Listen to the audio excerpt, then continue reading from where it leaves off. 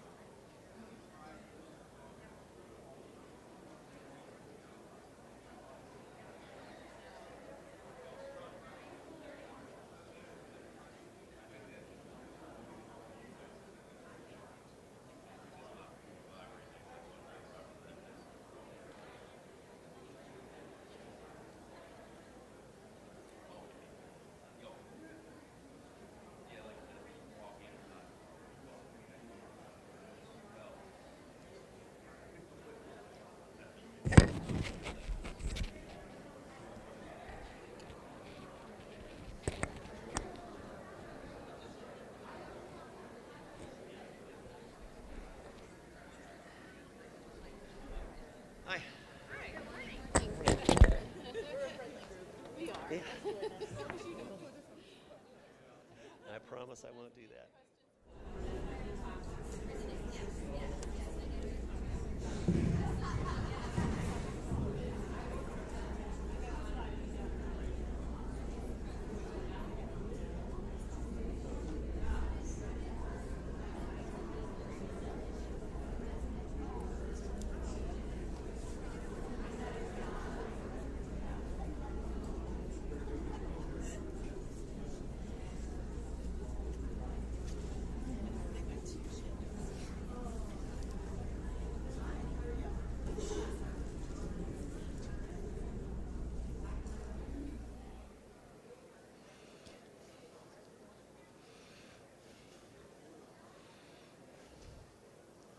Well, good morning, everyone.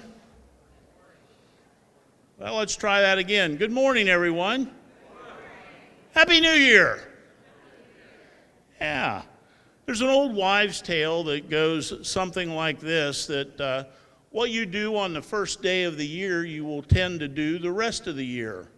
So I strategically planned yesterday out. Throughout the course of the day, I ate about 7 meals. I watched football from 12 o'clock noon until about 12:30 that evening, a.m. My wife was really impressed with that. And I did absolutely no work. What a great future in 2018 I have planned ahead of me. On behalf of the Muskingum Valley Educational Service Center, the East Central Ohio Educational Service Center, and the Ohio Valley Educational Service Center, we want to welcome you to our workshop here on January the 2nd. We appreciate your attendance, especially on this cold, wintry, blustery day. My name is David Branch. I'm superintendent of the Muskingum Valley ESC, and I'm here this morning to give you some general overviews and directions and directives, and then Randy Lucas will be here shortly from East Central Ohio ESC to introduce our guest speaker. One thing you need to know is that this general session will eventually be linked to YouTube, and if you want to review it, show it to your staff, that type of thing, you'll have the opportunity to do that, and the link will be provided. Based upon the information that is garnered today from this workshop during the work sessions, There will be 3 follow-up sessions with Dr. Reeves, and you'll be getting more information on that later. Want to make sure that everybody signs in. There were sign-in sheets in the beginning, just outside the doors here where you came in. And we want to make sure that you sign in so that you'll be able to get your certificate for contact hours. There will also be a survey that will be distributed, and based upon the results of that survey, we'll use that information again to help us determine what the follow-up sessions will be. Restrooms are located outside in the hallway. The female restroom is across the hallway, and the men's restroom is on the left side of the hallway headed toward the back of the building. We really want to thank the people that put this workshop together. Teresa Harshbarger, Kathy Morgan, Lori Robinson, and Marcia Murphy. Thank you very much.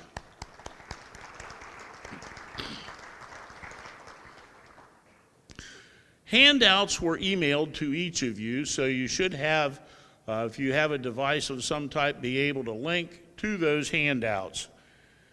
We have an agenda that you should have received outside when you signed in, and if you could refer to that agenda at this point. From 9 to 12, you will see that we have a general session. Great to greater. How the best schools and education systems keep getting better. High impact leadership. How leaders improve achievement, enhance creativity, and redefine accountability for 21st century schools. And fast grading. Applying the principles of effective grading to improve student performance and save time for busy teachers. At 12 o'clock, there will be a box lunch that will be located outside. There will be tags on the box lunches so that you can choose the kind that you want. You'll bring your box lunch back into the room, and we will have lunch in here. From 1 to 2, there will be breakout sessions for you to work with your district folks. And from 2 to 3, there will be a wrap-up, reflections, and next steps. Again, on behalf of our governing boards and the administrations of our 3 educational service centers, we want to welcome you here this morning. We hope that you have a great day. And I'd like to, at this time, turn the program over to Randy Lucas from the East Central Ohio Educational Service Center.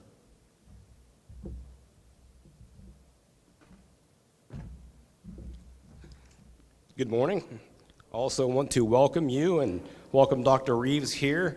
I want to say thank you to the 2 superintendents at Ohio Valley ESC and also Muskingum Valley ESC, Mr. Kaler and Mr. Branch, for extending the olive branch to East Central Ohio ESC for us to collaboratively work on this endeavor together. Our goal is to improve services for the ESCs as much as we can by working together and reducing costs. So this allows us, by working together, to provide this event for all of our districts today at no cost to them. So I want to thank them very much for reaching out to us and allowing us to be a part of today.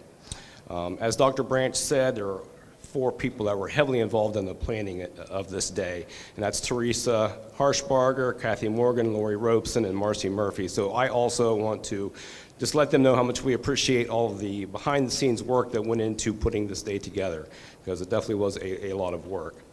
I do have one minor announcement that we just received here for the password for the Wi-Fi. If you do want to get connected, that password is Pritchard123. Pritchard123 for the password. I do have a formal introduction here for Dr. Reeves, and if you know anything at all about Dr. Reeves, he is definitely a leader nationally in regards to education, and I would say even also internationally. So I think he's being very modest by what he provided me here, but I'm going to stick to the script and read that, but I think there's a whole lot more that definitely could be said. Dr. Reeves is the author of more than 30 books and more than 90 articles on leadership and educational effectiveness, twice been named to the Harvard University Distinguished Author Series, Doug was named the Brock International Laureate for his contributions to education.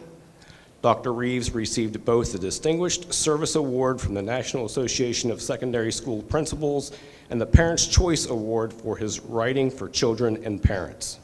His career of work and professional learning led to the contribution to the Field Award from the National Staff Development Council, which is now Learning Forward. For his international work, Dr. Reeves was named the William Walker Scholar by the Australian Council of Educational Leaders.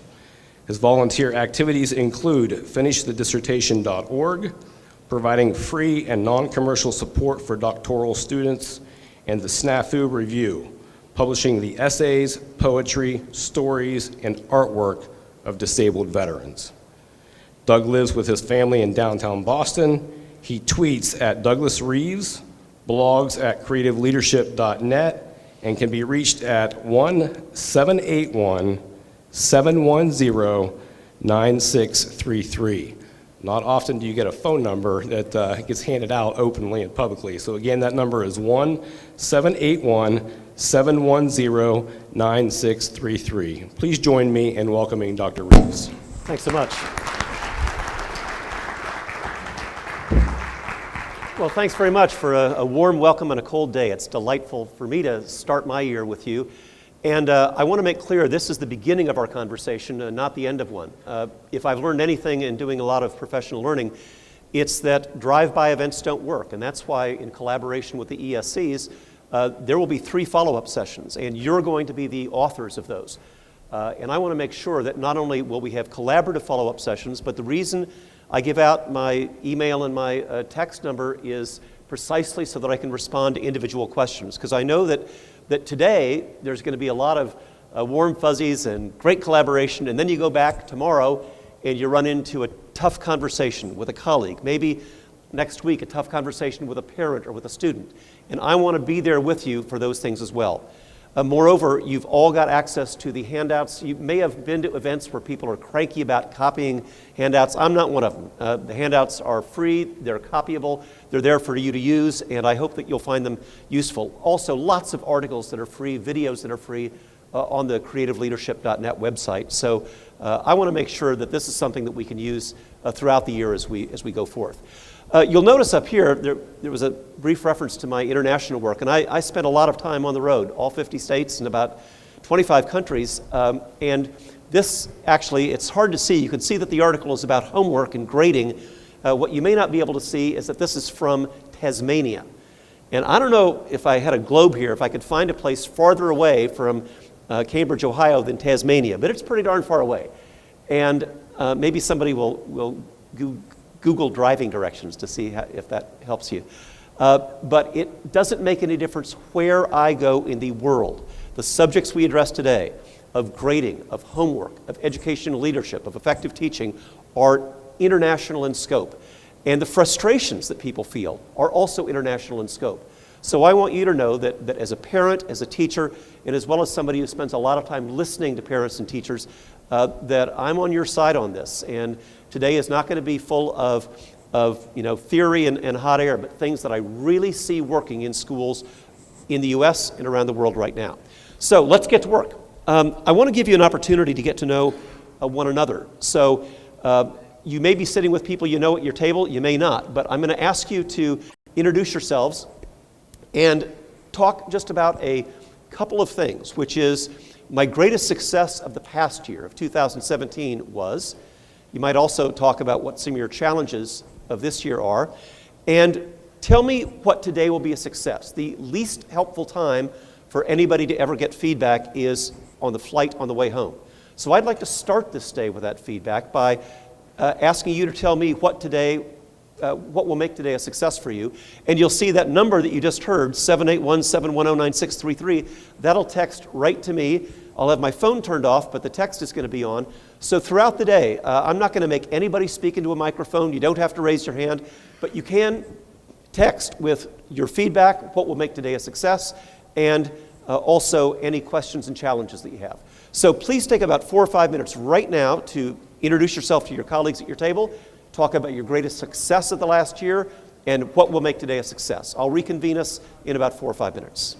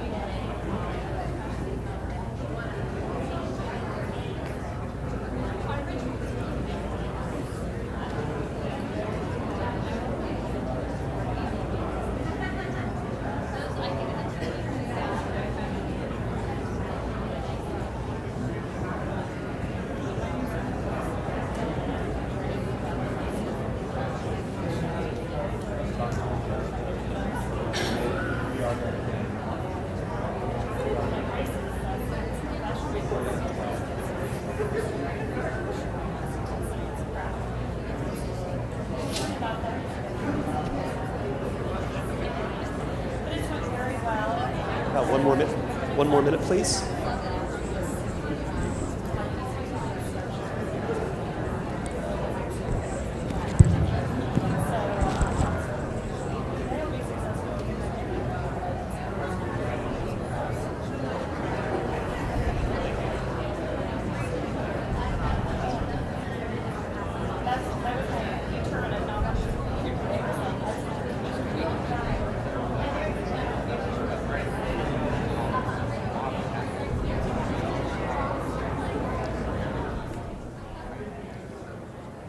Thirty seconds, please.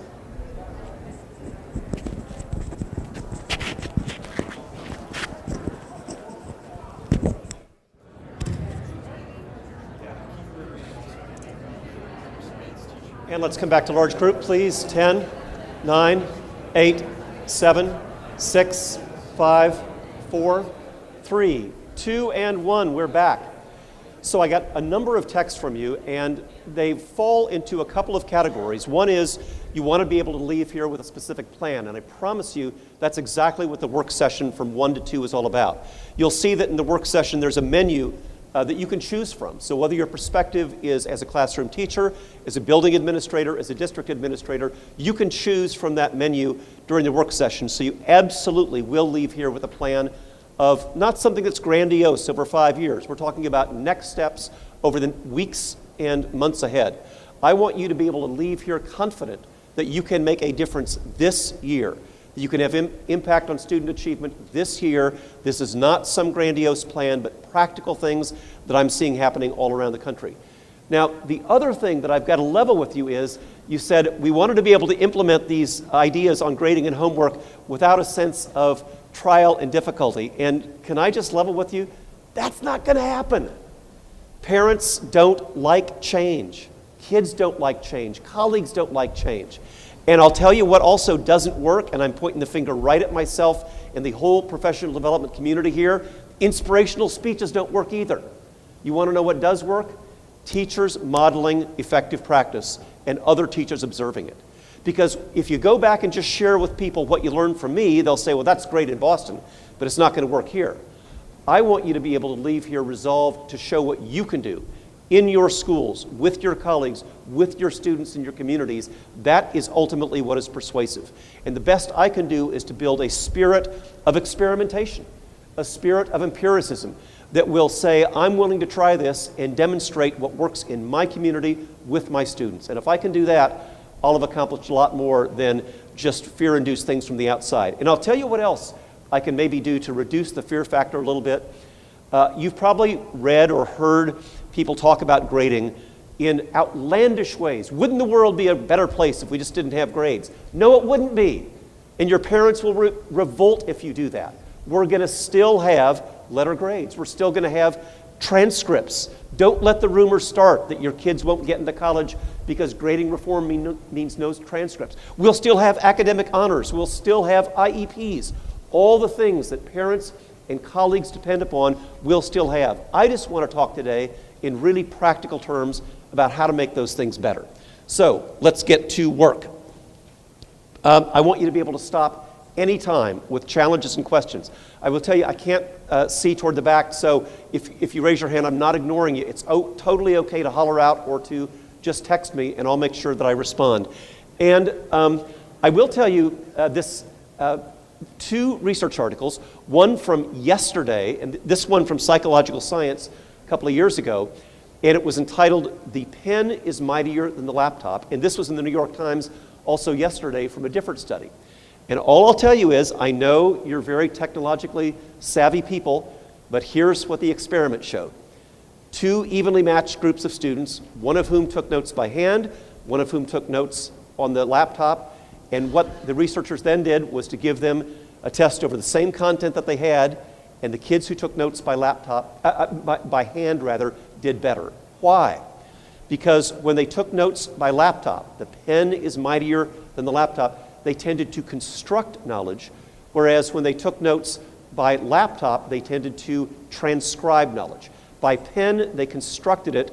By laptop, they transcribed it. And all of us know that learning happens better through construction. So I'm not going to give anybody a hard time if you're using your laptop. I'm just putting the research out there for you to consider, and maybe even consider an experiment with your own students. And administrators, can I ask you a favor? If you've got a checklist that says, is the teacher using technology? Reconsider that. There are really appropriate times not to use technology, to have what Sherry Turkle at MIT calls human time. And if they're willing to close the laptops at MIT, I think we ought to be willing to at least consider it elsewhere as well. So, to work. Some new book recommendations. This woman, Sherry Turkle, is, if I were to say give laptops a rest, you'd say, well, he's just old and doesn't get it.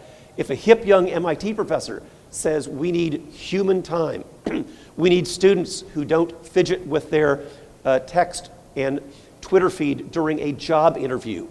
We need to have people who actually can communicate in 3 dimensions. It's really a great read. She opens with a scenario in a middle school where the stereotypical mean girls are called into the principal's office because this other girl is in tears. They weren't mean girls. They were just normal garden variety teenagers, and they were so used to communicating by text and by Twitter and by Instagram that they didn't know why this other girl was in tears. The conclusion, Turkle said, is not to wish that teenagers weren't teenagers, but to absolutely insist that they have time for 3-dimensional communication. Peak. I'm not going to give you a hard time about homework, but I will say you want to pick a great book to read about performance. Every coach in this room ought to read this book, but I think every teacher and administrator should as well, because there's a chapter in this book, Peak, that talks about gold standard practice. Gold standard practice that has feedback. Gold standard practice that's differentiated. All of our music educators know this. All of our coaches know this. You don't have everybody doing the same thing. They differentiate what the practice is based upon the needs of the student, and it's slightly outside of their comfort zone.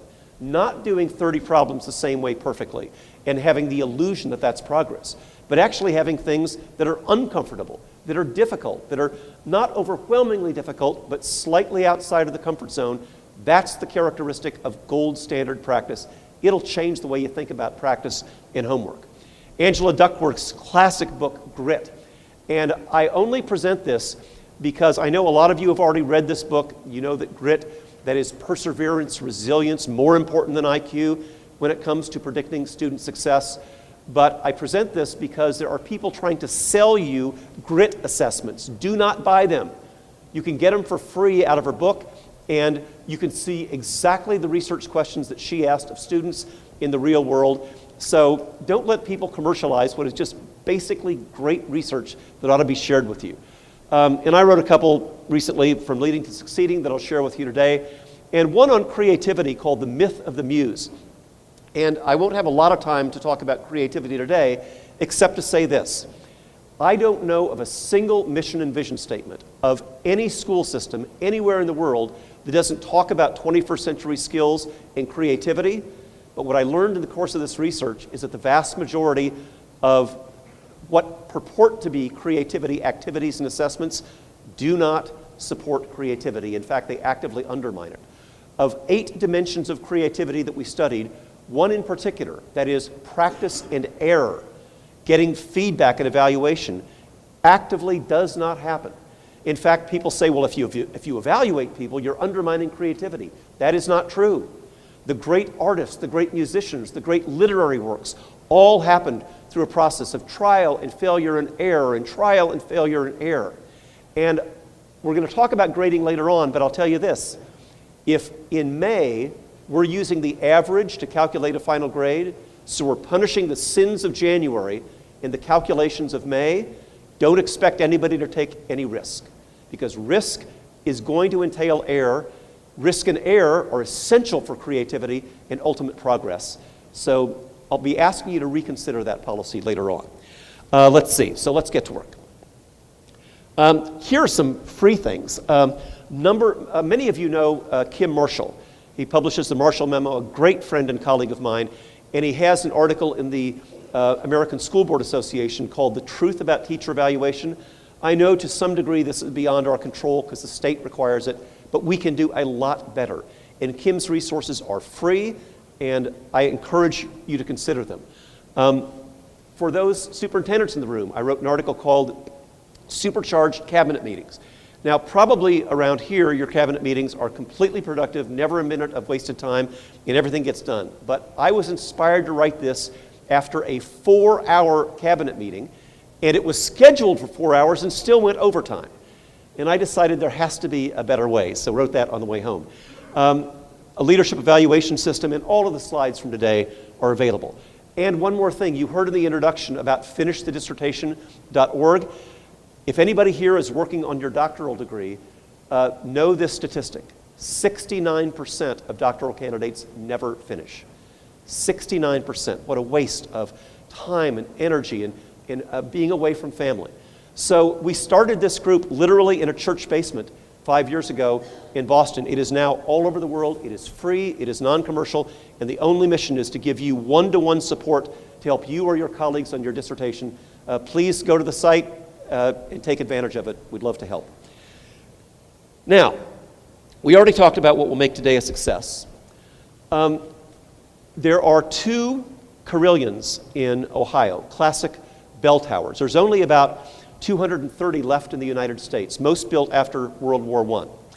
And one of the coolest birthday presents I ever got was lessons on how to play the bell tower. And if you've ever seen the inside of one, it has these big hammers. But there's one problem, and I want you to think about that as you consider what you would have to do what this young woman is about to do.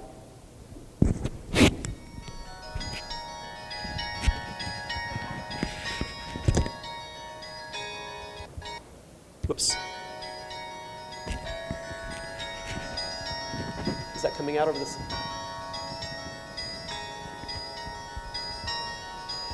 Not much.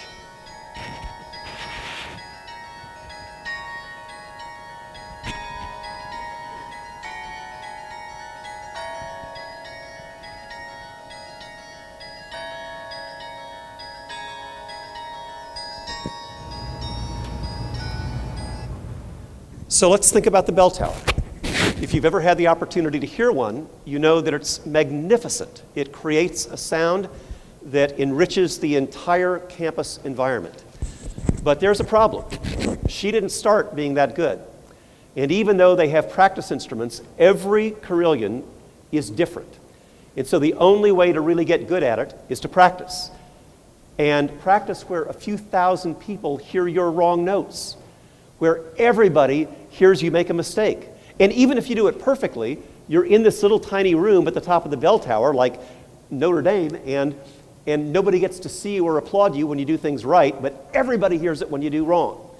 And I want to suggest that is a great metaphor for encouraging our students and our colleagues to experiment and try to make better teaching and better learning opportunities, even though it will inevitably involve making mistakes, and making mistakes in public. Here is another administrator observation I would offer. If you only walk into a classroom a couple of times a year, you can bet you're going to have laminated lessons that are going to always be perfect. And you'll never see something that is experimental or dangerous or risk-taking. And if you want to encourage that sort of new way to engage students, a new way to make teaching and learning more fun and exciting, you will inevitably see some mistakes. And so I'm just asking you to think about the bell tower and the beauty that it creates, but all the mistakes that happen along the way.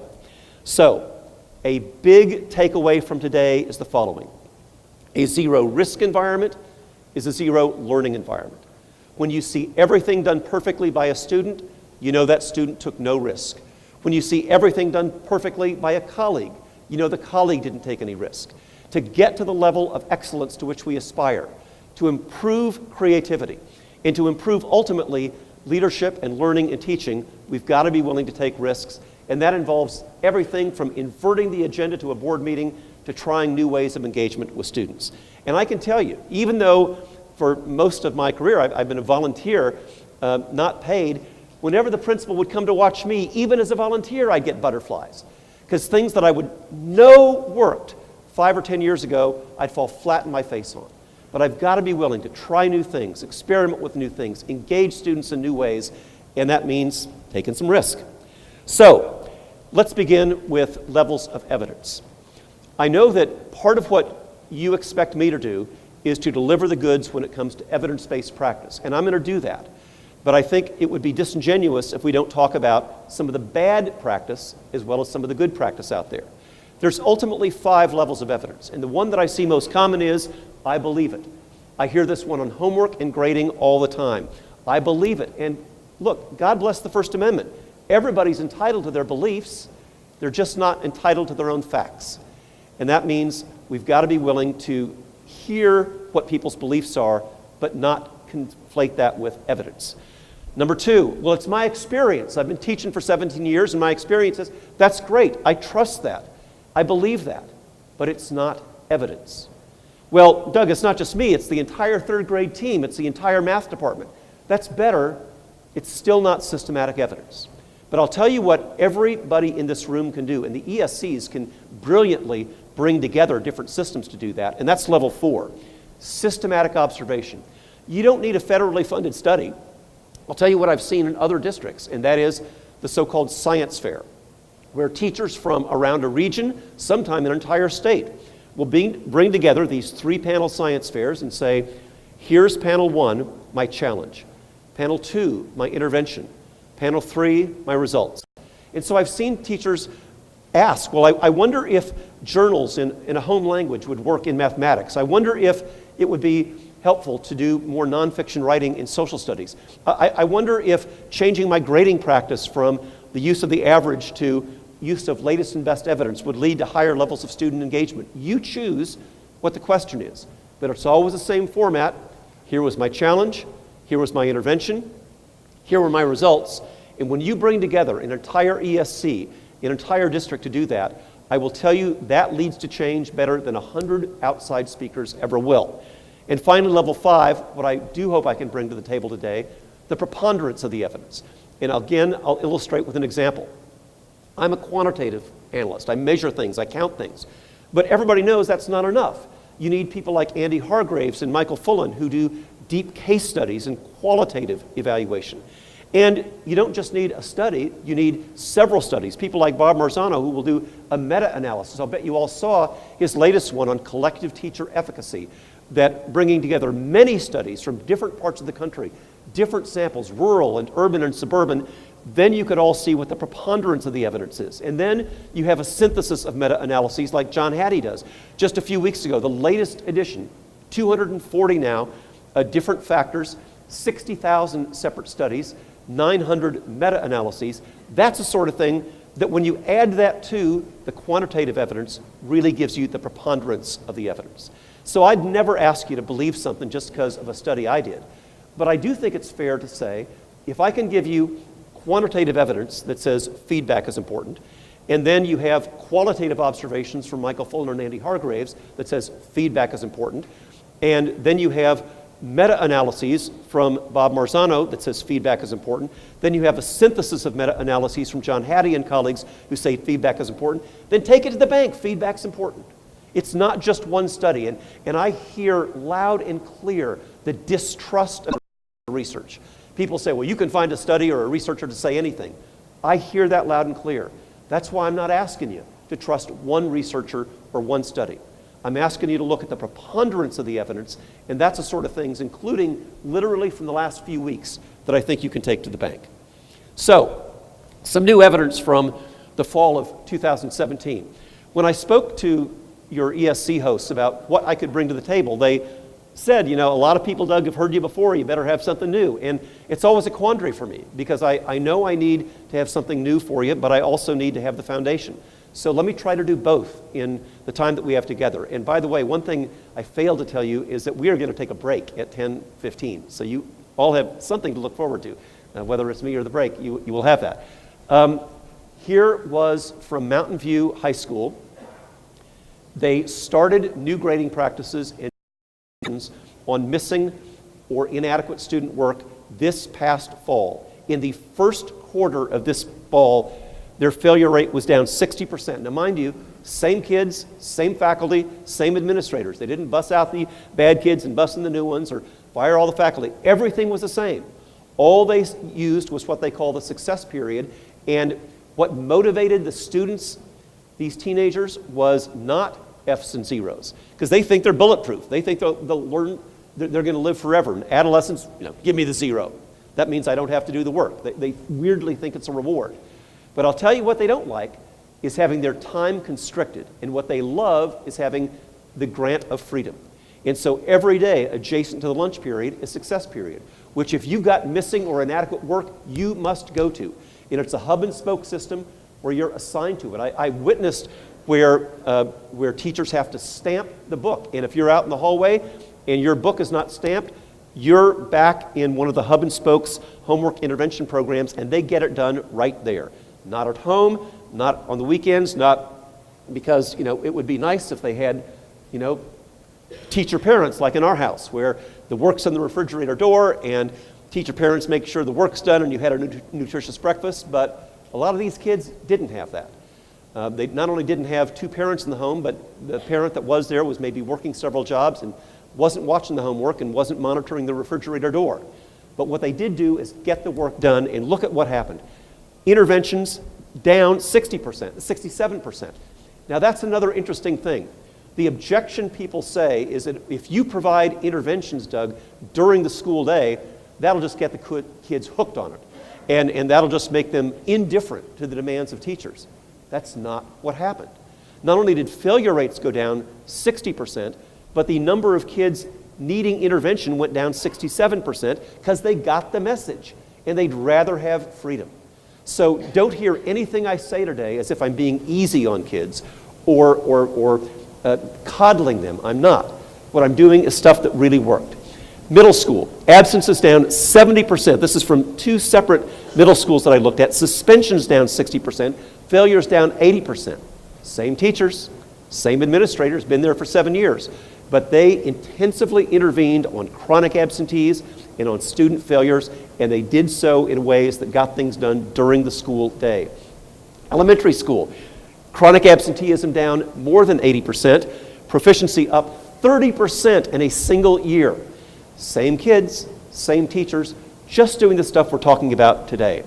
And it's really important that feedback and grading are what we need to change. They didn't import a new curriculum. They didn't spend $1 million on new technology.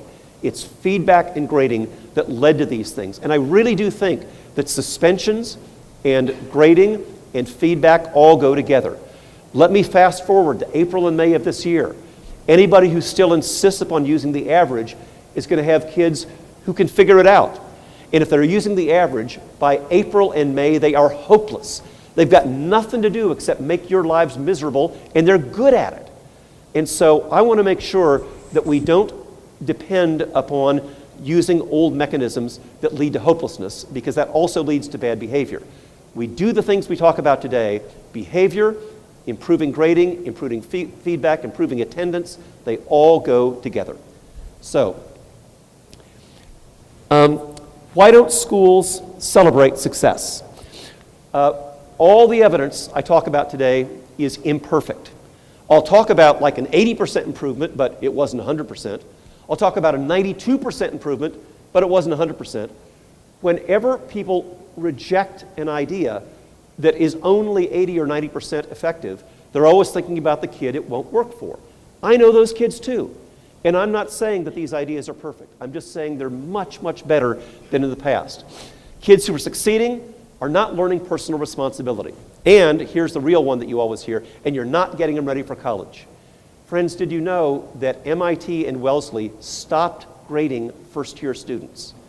Why did they stop grading first-year students? Because by the time they get to MIT and Wellesley, they know how to make an A. What they don't know how to do is get feedback without calling their mother or their lawyer. They don't know how to collaborate with other students without having their elbows out. That's what they need to learn in college. And it's not just MIT and Wellesley. More and more, Connecticut State University, a state school that doesn't have admission requirements, except graduating from high school, is one of the 11 leading colleges in the country about alternative assessments, giving students meaningful feedback, and all over their course catalog is a requirement not for homework and final exams, but for mastery. Getting feedback and learning, exactly what I know a lot of you are working on as well. And passing these kids along takes away my personal authority.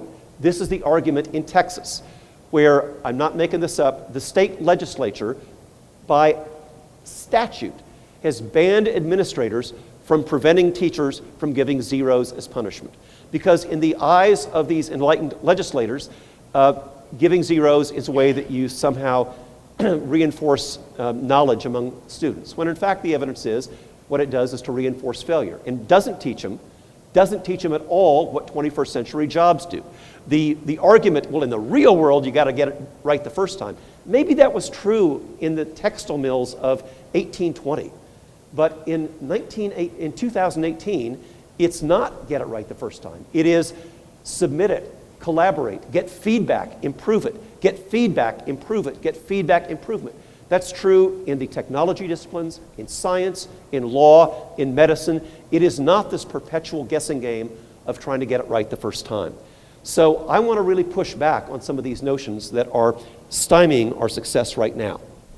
And I think we ought to honor the teachers in this room who legitimately may not ask out loud, but it's okay with me if you do, by saying, so Doug, what's in this for us? You want me to change practice that I've been implementing for 20 years. What's in it for me? Let me respond with a direct answer. Better behavior.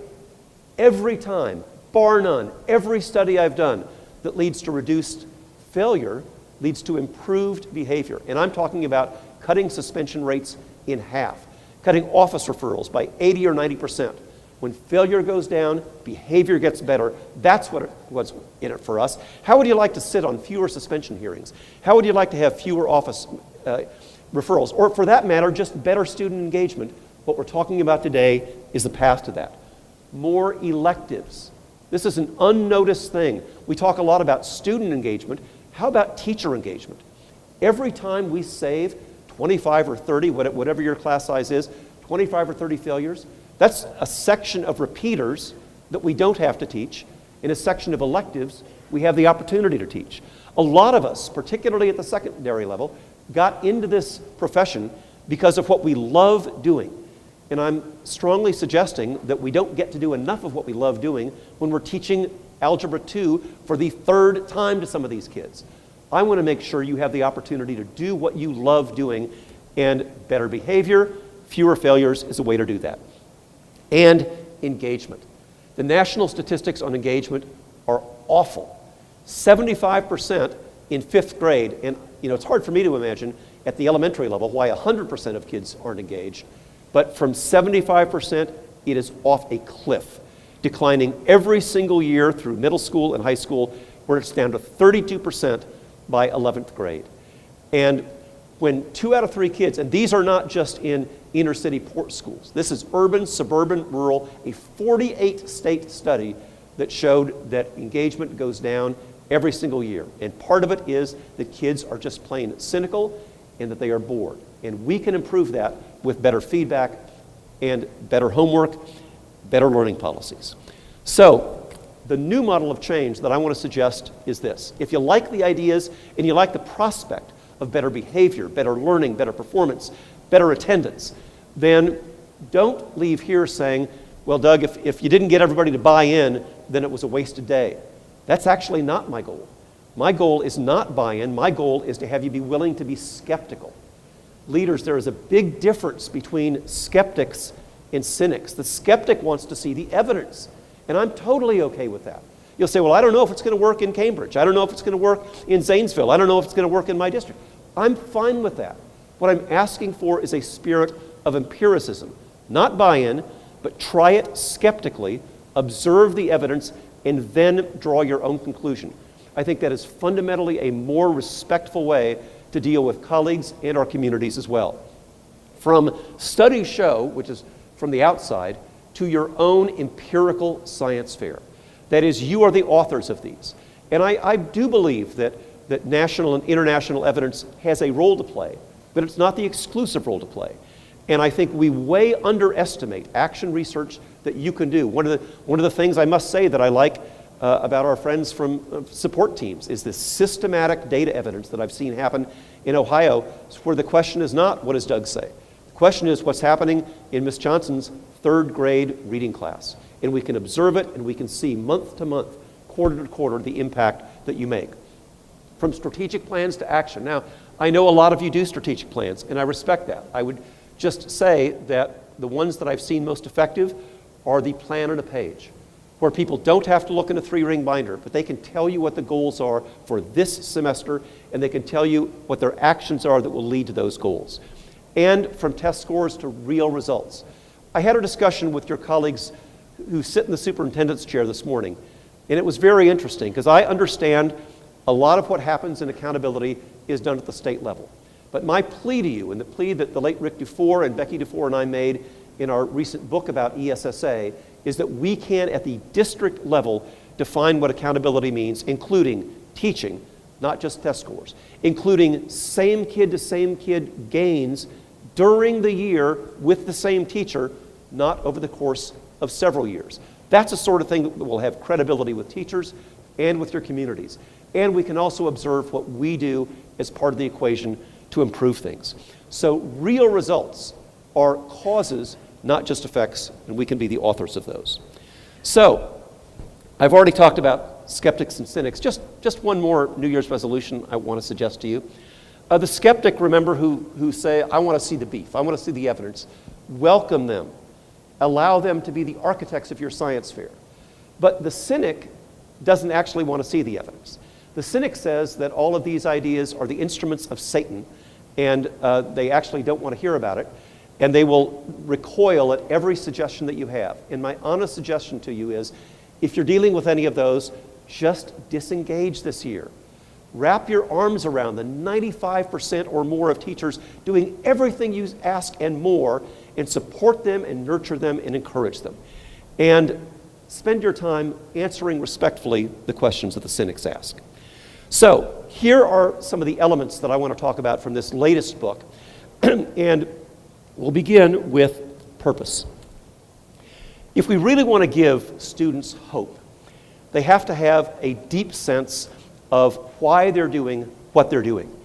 And the evidence from Wassinger and Paul and Fry on hope, is tomorrow going to be better than today? Is 2018 going to be better than 2017? Next month going to be better than this month? That simple expression of hope has astonishing impacts. Satisfaction, self-esteem, optimism, meaning in life.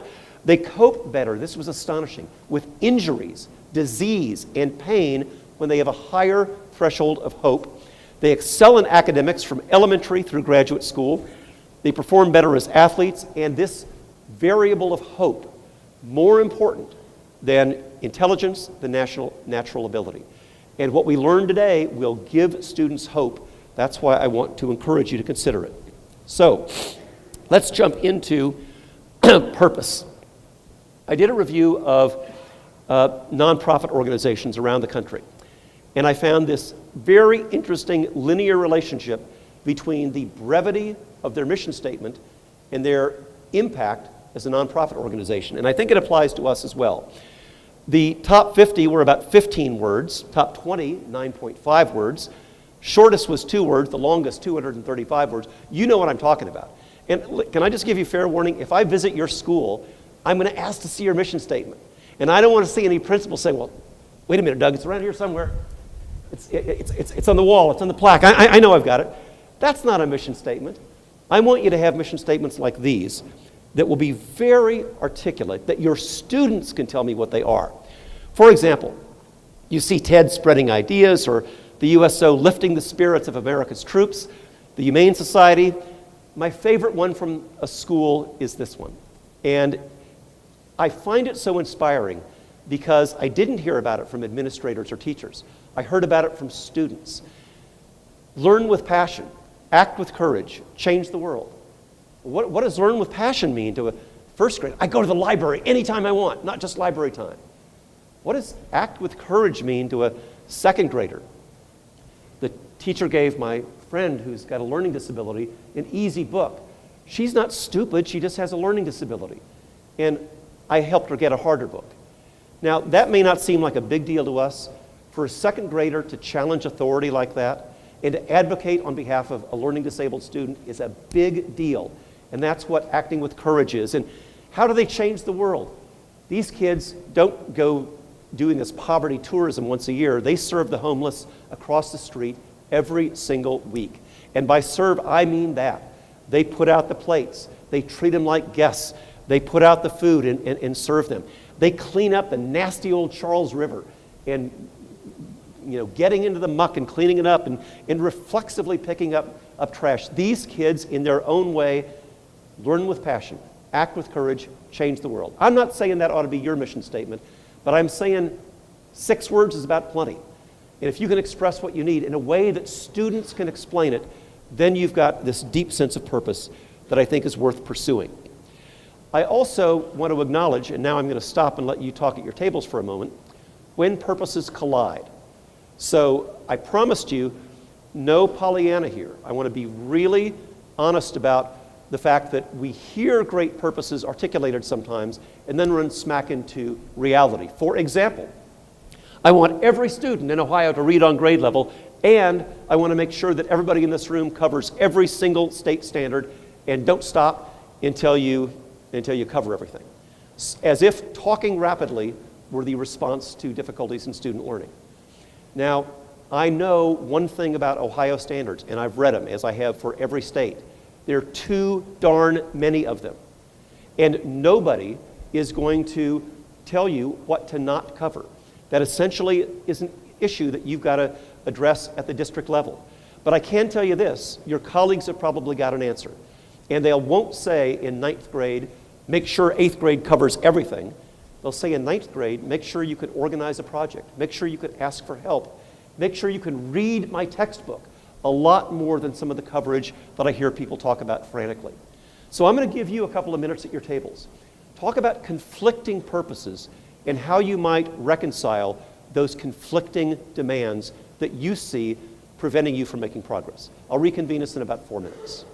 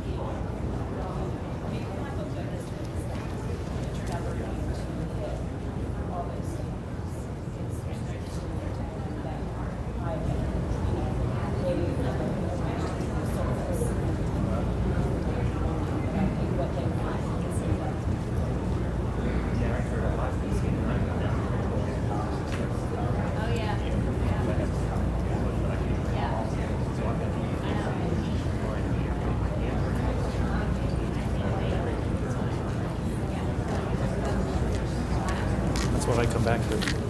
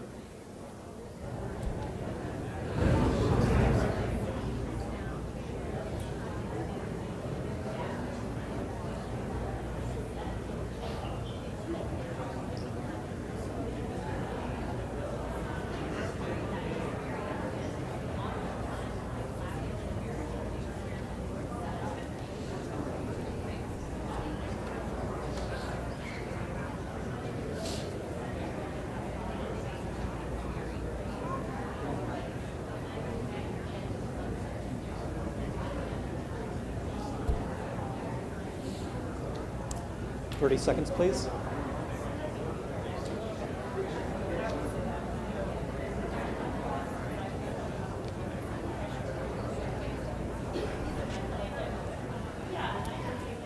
And back to large group, please. 10, 9, 8, 7, 6, 5, 4, 3, 2, and 1. We're back.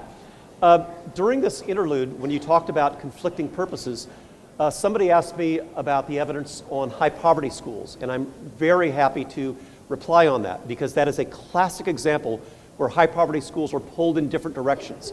With the best of intent, as you're going to see with evidence after the break, everybody's trying to help them. And so it's here a grant, there a grant, here a program, there a program, everywhere a program, and nothing gets implemented deeply. So there's no malice here, but what really works in high poverty schools turns out to be a very high degree of focus. I did some original studies on that some of you may recall, where I compared schools that were 90% poverty, 90% minority enrollment, 90% who were meeting or exceeding state standards compared to those who had the same socioeconomic characteristics and only had a very low percentage of students meeting state standards, which is certainly more typical. And what was really good in this research is they had the same per pupil funding, they had the same class size, they had the same teacher assignment policy, they had the same union bargaining agreement. So a lot of things that people assume differentiate one from the other were not present because all those factors were identical. But I'll tell you what was different, and it bears exactly on the discussion that you just had. They had a laser-like focus on achievement. Literally in the trophy case, they would have student work. They had collaborative scoring, so the teachers all agreed on what the word proficiency meant, so it wasn't fruit basket upset. Students got very consistent messages, and they had a disproportionate amount of nonfiction writing. Now, I'm familiar with Ohio's English language arts standards, and nonfiction writing is a part of it, but I'm telling you it needs to be a disproportionately high part, particularly if you're serving high poverty students, but for that matter, it ought to be true for all students. And I'll just have 2 footnotes to this before we move on. That's a classic example where if the curriculum is spread very thin, people will sometimes only do the argumentative writing in that particular piece of the curriculum when it needs to be done all year long. Only do descriptive writing or comparative writing on that particular piece of the curriculum when it needs to be done in every subject all year long. And here's the other footnote. So I started studying high poverty schools because that's kind of where my heart was, and I'm very indebted to people like Karen Chenoweth, who's got a brand new book out just in the last few weeks on the same subject that builds on that research. And I think, and Heather Zadowski has got another great book on bringing school reform to scale. What do high poverty schools do in common? But I actually have got, over the course of years, a foot in both camps. Even though that's where I started my career, later this month, I'll be in Singapore, one of the wealthiest places on earth, the highest per capita GDP, and the Singapore American School is doing a $500 million rebuilding project.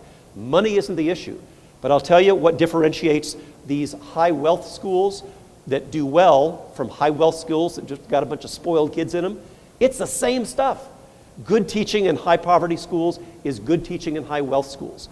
And so I want to be really careful that I'm not leaving the impression that there are some special techniques only for high poverty kids. It is engagement, it's writing, it's analysis, it's the laser-like focus on a few things rather than being spread on many different things that really makes a difference for all these schools. So let's get to a couple of other elements before we take our break. I think a guy not sufficiently honored in history, Harry Truman, and I know people have different opinions. I would give him credit for integrating the armed forces. I would give him credit for not having a sophisticated education or a sophisticated background, and nevertheless rising from a poor Midwestern business person to be president of the United States. But I'll tell you what he is less known for. Some of you may remember the one-person show done by Hal Holbrook called Give 'Em Hell, Harry. And he had this, like every Broadway show does, a showstopper. That moment where, like when Bette Midler ends Hello, Dolly, everybody stands and cheers and the whole show stops. It's the same way when Harry Truman, sitting alone in the Oval Office, is writing a letter to his daughter Margaret and pulls out from his wallet a 3-cent stamp and puts it on. That's it. Now, he's the leader of the free world. He could have use the franking privilege. I'm sure he could have had the government pay that 3 cents, but it was, after all, a personal note, and so he takes a 3-cent stamp out of his own wallet, and the crowd erupts, because that private moment of integrity is something that really talks about the trust that we must all exemplify in public education. So what does that mean for us? It means that we avoid what Michael Fullen talks about as the wrong drivers, such as rewards and punishment and the promotion of the individual. I must tell you, if it were up to me, I'd really reconsider things like Teacher of the Year and start talking about collaborative teams, because that really is what is going to drive us in the future.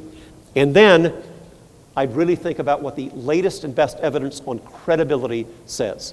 And there are really two big ideas here.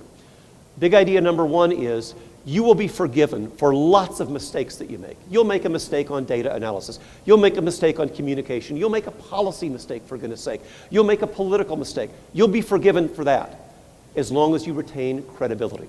And credibility, as defined by Kouzes and Posner in their latest research, is just doing what we say we will do. So you want a really specific takeaway from this morning as well? Resolve for every meeting, whether it's a grade level meeting, in Ohio, the teacher-based team meeting, the building leadership team meeting, whatever the meeting is, a board meeting. Here's what we promised last meeting, here's what we did. And there's this rhythm of promises made, promises kept, promises made, promises kept. You ought to do that right after the Pledge of Allegiance at a board meeting. You ought to do that at every faculty meeting. Here's what I said I was going to do, here's what I did. In a grade level meeting, here's the formative assessment we said we were going to design, here's what we did. So this rhythm of promises made, promises kept is the very best way to maintain credibility. And the other thing you just got to do is challenge when actions are outside of the cultural commitments that you made. So for example, if you said, we're not going to have cynics anymore, then if you do, you got to confront it right then. And the way to do it is not say, I want buy-in from everybody, because you won't get that. But it is okay to say, I welcome skepticism. I welcome evidentiary challenges. I welcome the opportunity to experiment, even when I don't know what the results are going to be. I welcome that. But I'm not going to welcome cynicism, and that's where I think you put a stop to it. And I would also just say, I doubt it happens here, but I was in a school in early December where I swear they just didn't like kids. And I can teach people a lot of stuff, but I can't teach them how to love kids. And it occurred to me after about an hour that they were so angry with the children that they were serving that they weren't able to make any policy changes because they were intent on teaching them a lesson. And I will just say this when it comes to our efforts for punishment. Two little footnotes. Number one, if grading as punitive policy worked, then we've been trying that for about a half a century. So therefore, in 2018, January 2nd, we had to have the very best level of compliance and homework completion ever, because after half a century of punishment, they finally got it. I don't hear people telling me that. The other thing I would say that I hope you find alarming is that 19 of our 50 states still allow corporal punishment. 110,000 students last year, only according to the records we have, probably many more that we don't have records about, received corporal punishment last year. Anybody want to guess at when the first study was published that said definitively that corporal punishment not only didn't work to improve behavior, but was actually counterproductive? 1960. 1960, that's 3 years before the Surgeon General published research saying smoking is not a good idea. Even though as recently as the 1950s, physicians sometimes told pregnant women that they should smoke because that would relieve morning sickness. Now we've known for more than half a century corporal punishment doesn't work and that smoking is a bad idea, and yet people still insist on doing it, and I want to suggest we confront that. So, Scott Peck wrote the famous book, The Road Less Traveled. And he opened with a famous saying, life is difficult. And then he challenged us to say, what is the better risk to take? The risk of taking too much responsibility? That's like all the superintendents here who canceled school when they shouldn't have, or failed to cancel school when they should have. You know, that's all, the weather, of course, is all your fault. You know that. And they assume too much responsibility, like the weather, or they assume not enough responsibility. Now, Dr. Peck makes the very compelling case that if you're in the first category, you're a neurotic. If you're in the second category, you've got a character defect. There is no appropriate middle ground. What do you think is the wiser error to make? We ought to all be neurotics. We ought to all assume too much responsibility, including things that we can't always control. But I'll tell you what we can do, is to make a list this week of all the factors that influence student achievement and identify what we can control, what we can influence, and what we can't control. I'm not saying that there aren't things like inattentive parents or bad nutrition or insufficient sleep that I'm seeing all over the place. There's a lot of stuff that happens outside of school we can't control.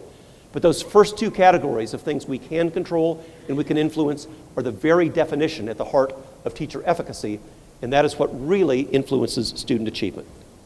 So let's conclude our morning by talking briefly about focus. The evidence on focus is overwhelming. I got this from more than 2,000 schools, including a nice selection of rural, suburban, and urban schools. And when you have fragmentation, it reduces efficacy, impact. It leads to the law of initiative fatigue, frayed relationships, because it's always my program against your program. Fragmentation really hurts. But I would not be honest if I didn't say that there's a price of focus. People will hear the evidence on focus and say, okay, we've got to narrow it down to a few things. And I'll give you an example that I saw with a great R&D project with a really good faculty. And they came back after studying more than 100 schools of things that they wanted to emulate with 152 recommendations. And the superintendent wisely said, we're going to do 6. There were a lot of wounded feelings because not only were they afraid that they're losing a connection and that my own contribution to that list of 152 wasn't going to be honored, but all these other neighboring schools are doing something cool. Why aren't we doing that? I see this in technology all the time. And when I dig under the surface, I find that there's a lot of initiatives going on that people simply are not using. So, where do you focus? Who recognizes this character? He said, give me a lever long enough and a fulcrum on which to place it, and I can move the world. Who said that? Archimedes, yes. And Archimedes, we should mention in passing, is also famous for discovering water displacement. How? Or I shouldn't say discovering water displacement, that's evident, but measuring the mass of an object by displacement of water. When he got out of the bathtub, saw the water level go down, and legend has it, ran through the streets of Athens naked saying, Eureka, I found it. Except for one thing. I'm pretty sure that was not Archimedes' first bath. And what I mean by that is these eureka moments are just plain baloney. Observation happens through trial and error, repeated observation, and then, as if in an instant, he had the eureka moment when in fact he had taken many baths. Similarly, notice where the fulcrum is. It's closest to what we want to move. You want to move the classroom, don't put the fulcrum over at the other end where we're trying to push. Put it closest to the classroom. That is why direct observation, inside-out change, is what really works at the classroom and the school level. So, you want to ask, before we take our break, where should we focus? These are the areas. And of many, many variables that I've studied, John Hattie just recently published a list of 240. And John is a friend of mine, and he's a good guy. But 240 things don't help. Even looking at the top 120 of them that have positive effect size don't help. We need laser-like focus on a few, which are, as I suggested earlier, nonfiction writing. With the largest samples, more than 1 million kids that I've had, this variable comes up again and again and again. One of the best takeaways from today. And by the way, I'm not saying that there isn't room for poetry in creative writing. But I'm saying in every subject, not just ELA, but science and mathematics, we ought to be writing more. And it doesn't all have to be 5-paragraph essays. But explaining, for example, on a multiple choice test, why is a wrong answer wrong? In a few sentences. Explaining in a graph in science, social studies, or mathematics, what does the graph mean? And what would happen if I extended the timeline out by a few years? Professional learning communities. And by the way, I mean PLCs the way that the best schools in Ohio do them, where there is a collective ownership, there's a commitment to data analysis, And there is a intensive focus not just on test scores, but on the teaching variables that lead to the test scores. When I studied professional learning communities in newly adopted schools, 3 years, 5 years, 7 years, 10 years, there's a linear relationship. When you do it with more duration and depth, almost 3 times the improvement in science, mathematics, English language arts. It really is effective. And, and one more, and that is feedback. And we're going to talk when we come back from the break about the characteristics of feedback. Feedback that is fair and accurate, specific and timely. Some of you have read the book Fast Grading. If you can take away those 4 words, you've nailed it. Fair, accurate, specific, timely. And that's not just feedback for kids, it's feedback for teachers, feedback for leaders. We can all do better at feedback. So I want to ask you to take a 15-minute break, stretch your legs, get some coffee. See you back here at 10:30.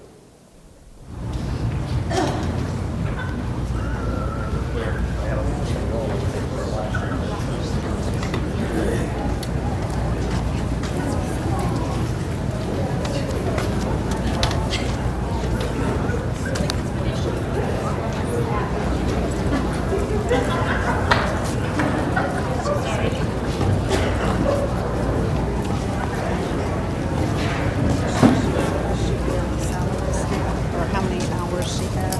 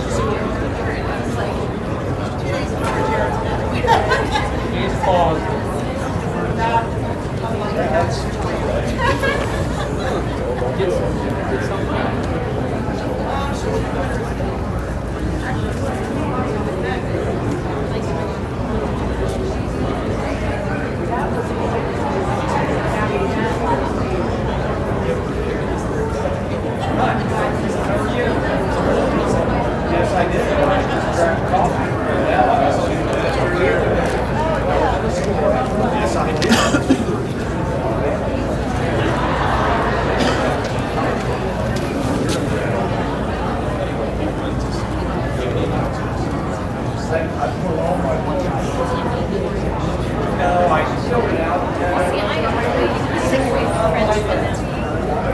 I just have the straight up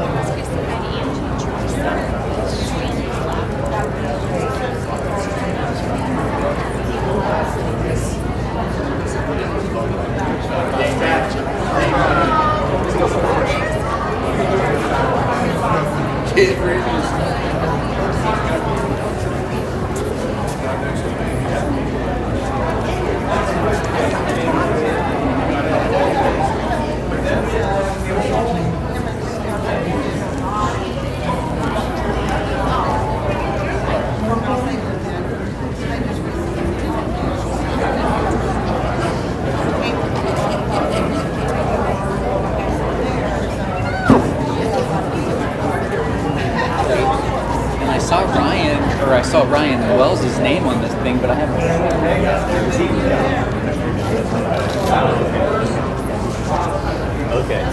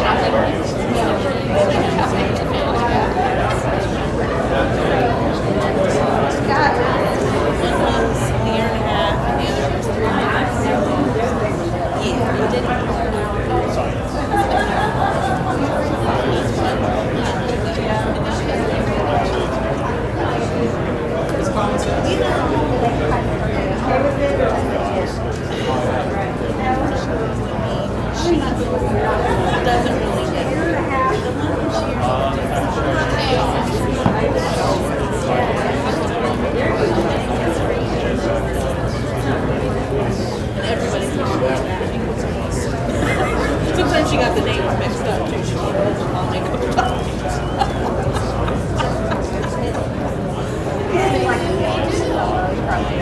But she was real fascinated with it's not his.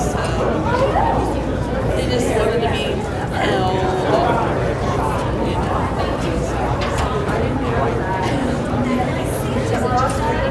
How about you? Your kiddos?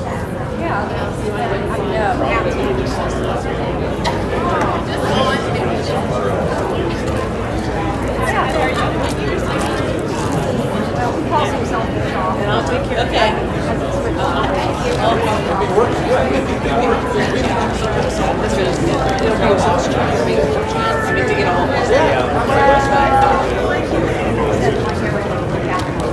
I have a form and all I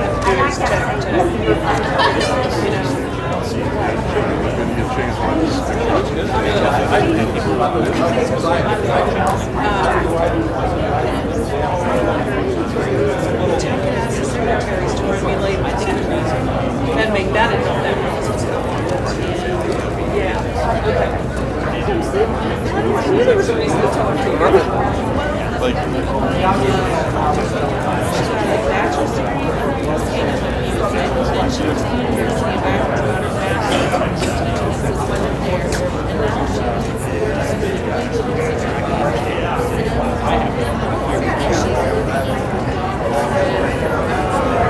wasn't there,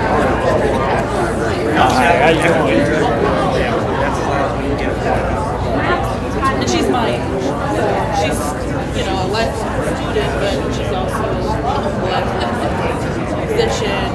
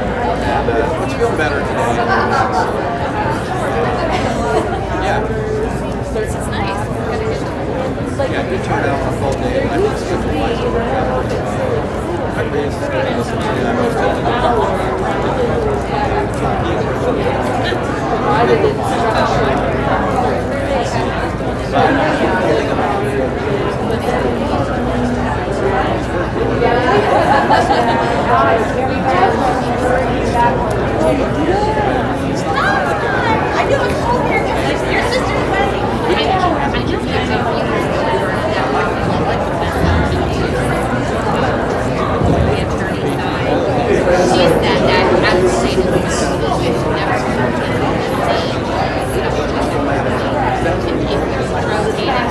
it is bad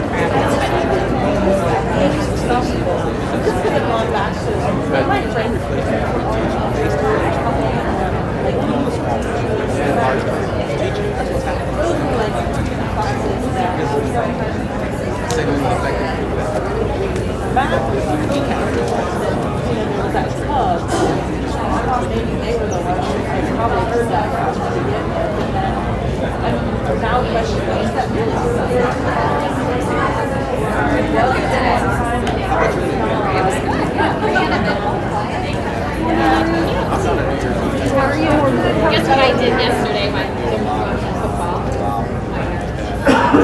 Morning, young man. How you doing? We went to dinner early at I started by 10:30 and yesterday it was like, no, we're gonna put a trip. I had some raspberries for Christmas tea, and we found out and I was like, well, I didn't add anything actually. But I think so, yeah. I can see my train going from all the PowerPoint to you. Nothing wrong with that. They probably still listening.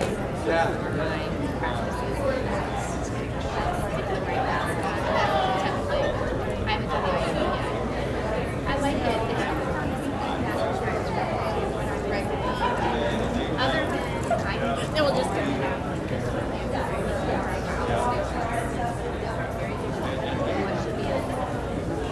I read it.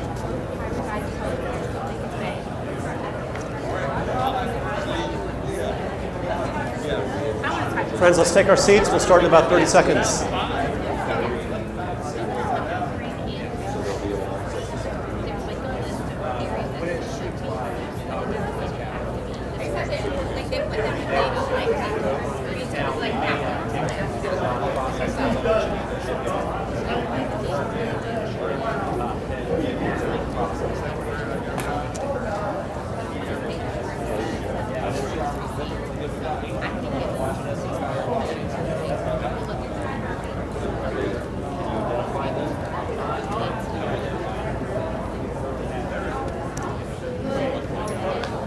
And here we go with part 2, 10, 9, 8, 7, Thanks 6, a lot for doing it. 5, 4, 3, 2, and 1. Before we get underway with the second part, I want to address some questions that came up this morning. And it particularly had to do with the practical implementation of the success period, the one that I showed you about. And your question prompted me to recall some more details that I should have shared with you. First of all, this was not just high school, it was a middle school as well. And they had a very clever way of organizing it. It was in these two places directly adjacent to lunch. So normal lunch was 25 minutes, and then there was a 45-minute success period adjacent to that. So if your work is squared away, you've got more than an hour for lunch. If it's not squared away, then every administrator and department chair was in the hallway and in the lunchroom directing traffic. And every student had their assignment notebook out. Everybody had the same assignment notebook, and it was stamped or it wasn't stamped. And if it was stamped, that means you turned something in, you got it stamped, your project, whatever it was. And if it's not stamped, the traffic got directed to one of the rooms as a kind of a hub and spoke system. Now, there are some complicating factors that arose. What if you have a lack of a stamp for more than one class, and you need to be in 3 places at the same time? Teachers would collaborate together, and oftentimes English language arts got the push because what was inhibiting their performance, there were a number of language learners in this school, was their reading ability. But they also traded off days. In the high school, they did this 5 days a week. In the middle school, they started by doing it only 2 days a week, but at the teacher demand, expanded from 2 to 3 and then from 3 to 4. And so it was a pretty straightforward and simple system. The emphasis was, however, what they all had in common was get the work done during the day, because it had just been too frustrating to assume that it was going to get done after school or at night. The other thing that they did was to really appeal to the students' sense of social reinforcement rather than just punishment alone. But the consequence, what they all have in common is the consequence for not doing work is doing the work. consequent wasn't an F or a 0, it was getting the work done. And I want to also be completely honest with you about a frustration that the teachers had when this started. There were too many kids who needed the intervention. And so the teachers were very frustrated in the first 2 weeks of the quarter that they'd have 35 kids in a room, more kids than desks, that they could accommodate. But within the first few weeks, because this consequence worked so well, fewer and fewer, you saw the data up there, fewer and fewer kids were assigned a success period. So they used to have 35, they were down to 7 or 8 by the end of the first quarter.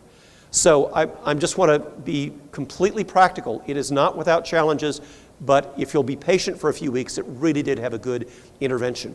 And whereas December for them was the end of their semester, was oftentimes a period of very high frustration, high absenteeism and so on, the kids were finishing really strong. So I want to encourage those kind of practical questions as we continue. The other practical thing, to pick up where we left off, is if we're going to focus on those few things, on professional learning communities, on nonfiction writing, on effective feedback, what do we not focus on?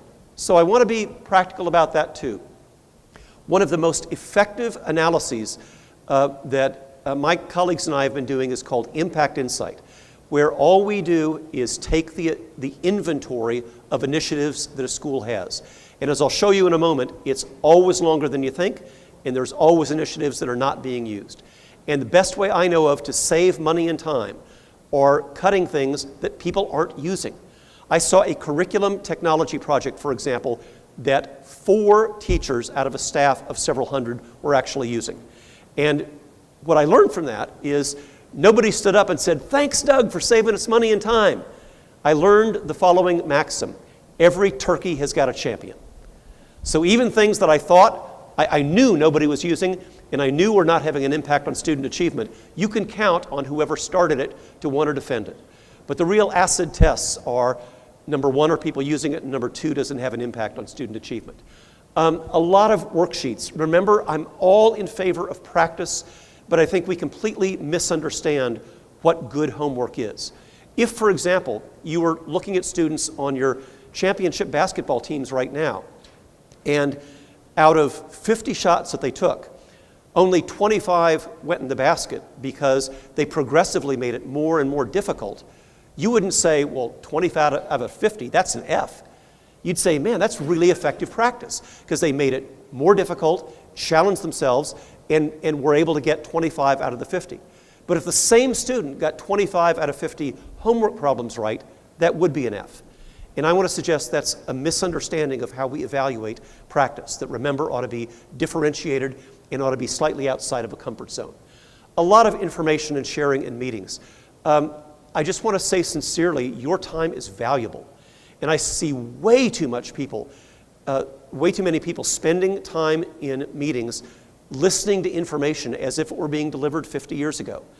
And I know what you're thinking. Well, Doug, if I just email it, then they might not read it. Can I let you in on a faculty secret? Just because you say it, they might not be listening.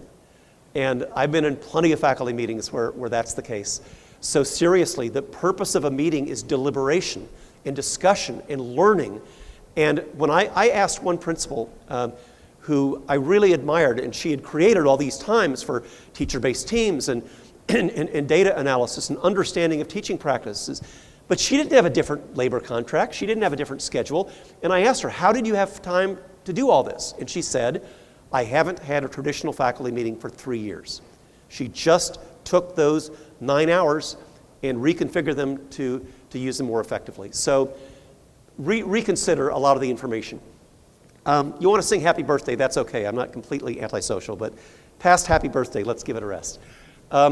Instructional units that are unrelated, I see this in mathematics particularly. Maybe I'm just sensitive to that as a math teacher, but particularly in grades 4 through 8, plowing through stuff that are not necessary to be successful in 9th grade algebra. And I really want to push back on the notion that I don't hear 9th grade teachers saying, I wish the kids knew the difference between a trapezoid and a rhombus. I don't hear them saying that, even though we make them do that. But I hear a lot of them say they don't have number operations. They don't know fractions and decimals. And the middle school doesn't have time to do that because, after all, they should have done that in 4th grade, but they didn't. So my plea to you is really in every area, not just math, but every area, have some intergrade conversations about what the essentials are and really rethink what I'm hearing secondary teachers say, which is a lot more specifics with depth and a lot less frantic coverage with breadth. Observations not accompanied by feedback. I was in a school just the week before Christmas, and you want to know what feedback and observation looked like? And then left. 30 seconds, and then they're gone. No feedback, no observations, leaving teachers to wonder, what did she think? What did he see? When I don't think you have to be there for a full period, but I do think you need to be there for a good 10 or 15 minutes. And when I do those observations, I can see a lot in 10 or 15 minutes about engagement, about work on the wall, about assessments in the files, about levels of student understanding. And students are really great. I don't do it from the back of the room. I sit down next to, what are we doing? What comes next? Those simple questions that a kindergartner can answer. What are we doing? What comes next? Will let you know whether they're just putting on a show of quiet compliance for a visit or whether or not they are really engaged. And please don't make teachers wonder what you're thinking. The next passing period, the next recess at elementary, the next lunch, don't let the sun set without really clear, here's what I saw. And it doesn't have to be a form, it doesn't have to be in triplicate, certainly doesn't have to be entered into a machine. Just tell them what you saw and don't talk about what you didn't see. And conversations focused on venting. I'm really serious about that. I coach a number of superintendents and principals who have told me in the last semester how much time they're spending on non-instructional discussions that sometimes have to do with high levels of anxiety and stress. And by the way, if you are a trained psychotherapist, go for it. That's your job. But for all the rest of us, like my mother says about me, I'm not the kind of doctor that helps people. You know, I would not spend your time that way. And I know of principals and superintendents who literally have, they have a good health insurance plan, as I bet you do. They have, therapy can be included in that. Teaching is a really stressful job. Administration is an anxiety-provoking job. There's nothing wrong with seeking that. Just don't do it in amateur hour. Let people get the help that they need for stress and anxiety. But I don't think that's a terribly good use of your time. So let's proceed with the evidence. Here is a big lesson I had to learn. By the way, a small research footnote. You want to always ask researchers, what did you think was true 10 years ago that you know isn't true today? You ought to ask ourselves the same question. And beware the researcher who is always conveniently right, who has never been willing to admit, I used to think this, now I think this, because upon further evidence and further reflection and more research, I learned a thing or two. And I'm really concerned about people when I ask them that question who can't answer it, particularly in the research community. If they've never been wrong about something, that really tells you they're not doing research. Because if you know the answer, it's not research. So I try to learn something, and here's what I thought. I was a real best practices fanatic in the 80s. And I read the books, and I thought I could learn best practices by reading the books, reading the articles, going to conferences, and that's what they looked like. Then I'd read some more books and read some more articles, and I'd see some more best practices. I could manage a half a dozen of those. But after a few more books and conferences and articles, all I've got is a big pile of rocks. Now, there's got to be a diamond in there somewhere, but I'm darned if I can find it, because it's one thing piled on top of another, on top of another. Hence the need that I learned for focus. So, one of the things that I really admire about Kim Marshall's work is it doesn't do any good to talk about good practice or best practice in teaching and leadership if you're not going to be honest about what a worst practice is that leads to disengagement and leads to undermining learning and lack of success. And even if they're a best practice, you pile them on top of each other, they don't have a prayer of being implemented. John Hattie likes to say, anything with a pulse can work if the only question is what works. A much better question is what works best, what has the maximum impact. And here, research footnote, is why you should beware of somebody breathtakingly telling you about statistical significance. You know, imagine that the salesman selling some technology or curriculum or assessment program runs into your office and says, buy this because it's statistically significant. Sounds pretty good. unless he also said, actually, you ought to consider this because the difference between one group and the other group was unlikely to be due to random variation. They're both the same thing. The second is just a lot more appropriately modest. And I think a lot of things that claim to be statistically significant are not practically significant. Or in medical terminology, I just read last week, the term that they use is clinically significant, not statistically significant.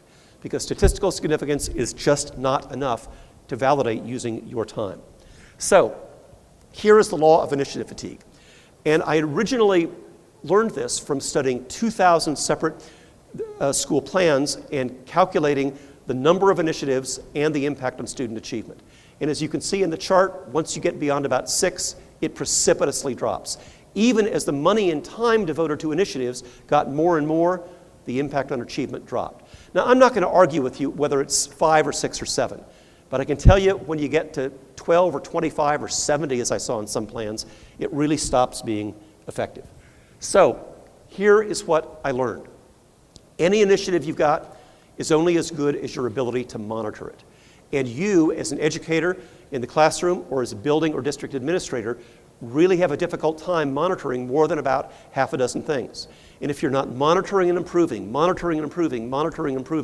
it's just one of those things that gets stuck in the school improvement plan in August and doesn't get revisited until the following June.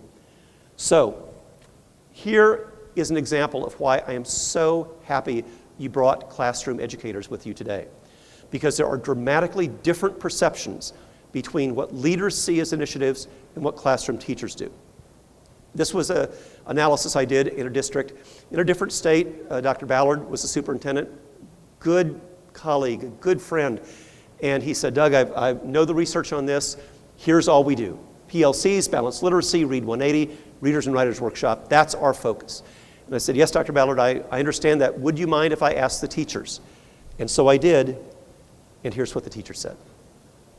They saw dozens of them. And it wasn't Dr. Ballard's fault. He was attempting to have focus. But from a classroom perspective, we see not only your priorities, but your predecessor's priorities, and your predecessor's predecessor's priority. And it's just like going to Pompeii. And each layer is a new layer of the archaeological dig of the remnants of Mount Vesuvius's eruption, and nobody has enough time to participate in any of that. So here is what I learned. I studied, as I say, all these plans, looked at more than 2,000 school improvement plans. I should tell you that 1,600 were in the US, 400 in Canada, and I used to disaggregate them. I stopped doing that because there was hardly any difference. You'd think there would be a big cultural difference, but they have both some of the same successes and some of the same frustrations that we do. I found schools with more than 70 priorities, in quotes. I found a system that had 240. Beware of the consultants with expensive haircuts who put all these charts on the wall and give your board members green dots, because anything that goes on the wall with a green dot all of a sudden becomes a priority, particularly if community leaders and board members put them up there. And you've got to have the ability to say, it's a great idea, but we're not going to do that. More than 6 became, as Michael Fullen said in the introduction to this book, a counterproductive waste of time. So here are the big ones, another big takeaway from today. And this first one is actually another really good example of preponderance of the evidence. Because in John Hattie's most recent list of high impact from his synthesis of meta-analysis, teacher efficacy is number 1. In Bob Marzano's completely separate meta-analysis, teacher efficacy was number 1. In my quantitative analysis, teacher efficacy was number 1. So let's think about what that really means. It's this bone-deep belief that what we do matters. And as I said to you earlier, a really great New Year opportunity for a staff meeting is just to ask this straightforward question. What causes student achievement? What causes achievement? And you'll hear lots of varying answers.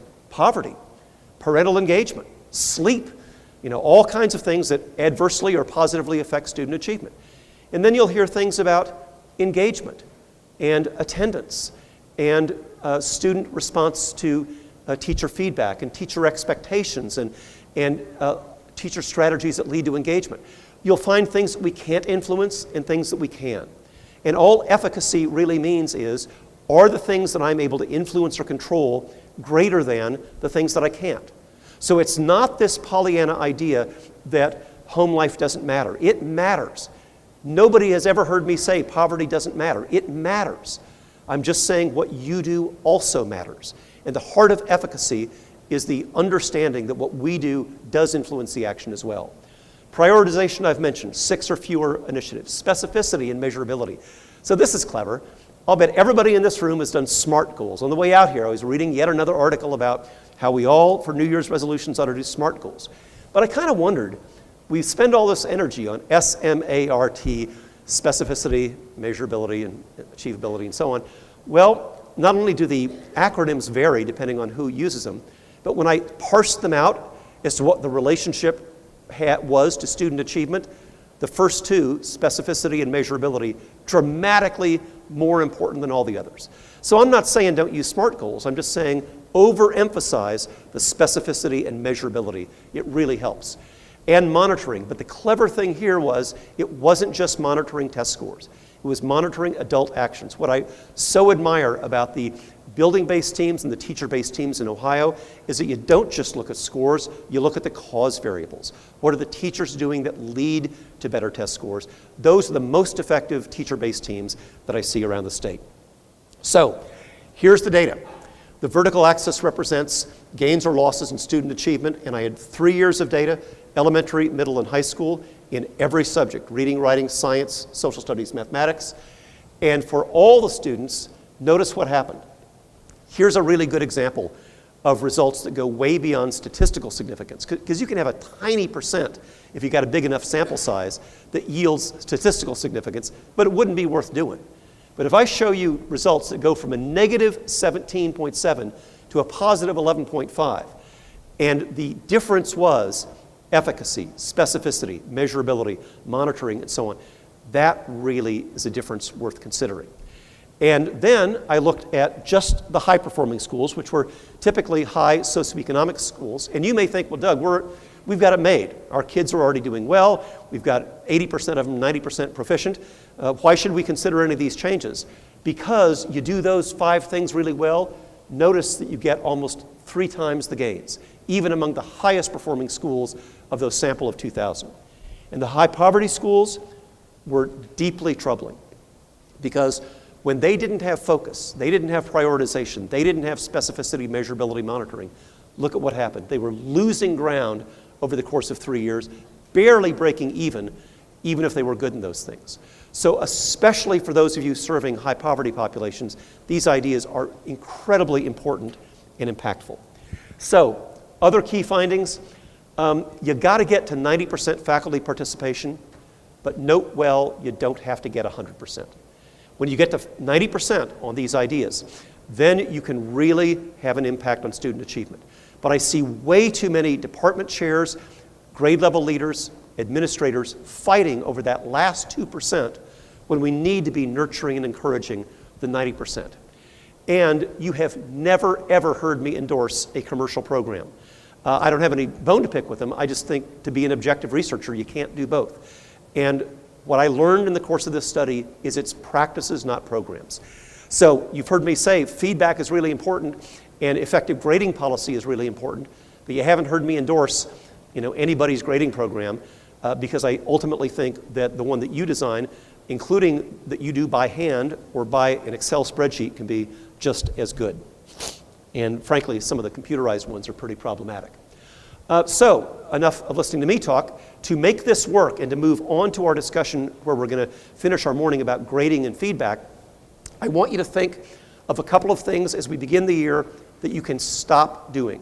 And I'm not going to contrive what these things will, but I do want to give you the rules of the game before we start the not-to-do list. Rule number 1 is think small. Too many people think, well, Doug, if we just eliminate the science curriculum, then we'd have time for this stuff. I'm not asking that. I'm saying let's think small. For example, in some observations that I've done, I've looked at transition times. So same school, same grade level, same schedule, same everything. One teacher's doing transitions in 20 seconds. The other is taking several minutes to do it. Multiply that by the number of transitions you have during a day, transitions you've got between now and May, that first teacher is getting many hours more instructional time. So think of little things that you can do. Think of things like giving up daily announcements. Do them once a week, or for that matter, reconsider doing them at all and let a student in every classroom give them. I think there's a lot of things that we can give up. Rule number 2, you got to weed your own garden. I know your superintendent's sitting here, but you don't get to say, well, if our superintendent would just work this out, then we'd be able to get rid of it. But, there's nothing that I can do. Yes, there is. We all, in the classroom, in buildings, and yes, at the superintendent's desk, have opportunities to reconfigure things and identify things that we'll not do. And I'll just ask you thirdly to consider what happens if you don't do this in the next 4 minutes. Because every time there will be somebody who will say, Doug, there's just nothing I can give up. Can I let you in? I'm almost certain, I'm not totally certain, but almost certain June 30th is going to come this year. And if June 30th comes, then there will be things on your to-do list that you're not going to get done. So the only question is, are you going to have a conscious not-to-do list that you're going to do right now, or an unconscious not-to-do list, just things that you didn't get around to doing?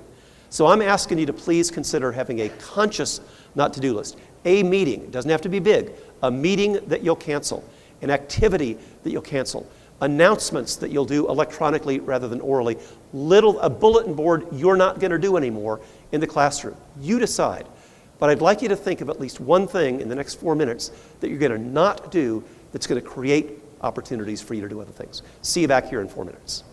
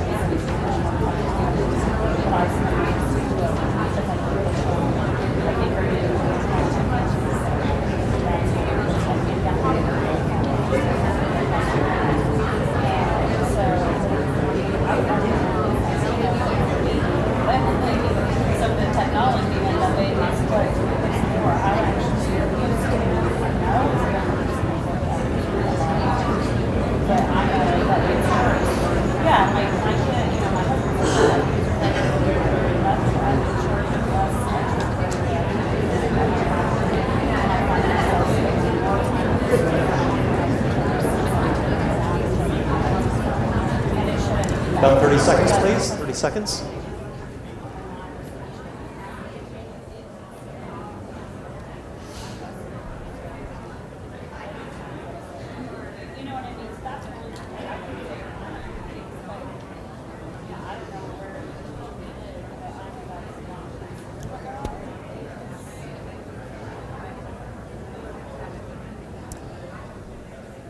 And back to large group, please. 10, 9, 8, 7, 6, 5, 4, 3, 2, 1. Here we go.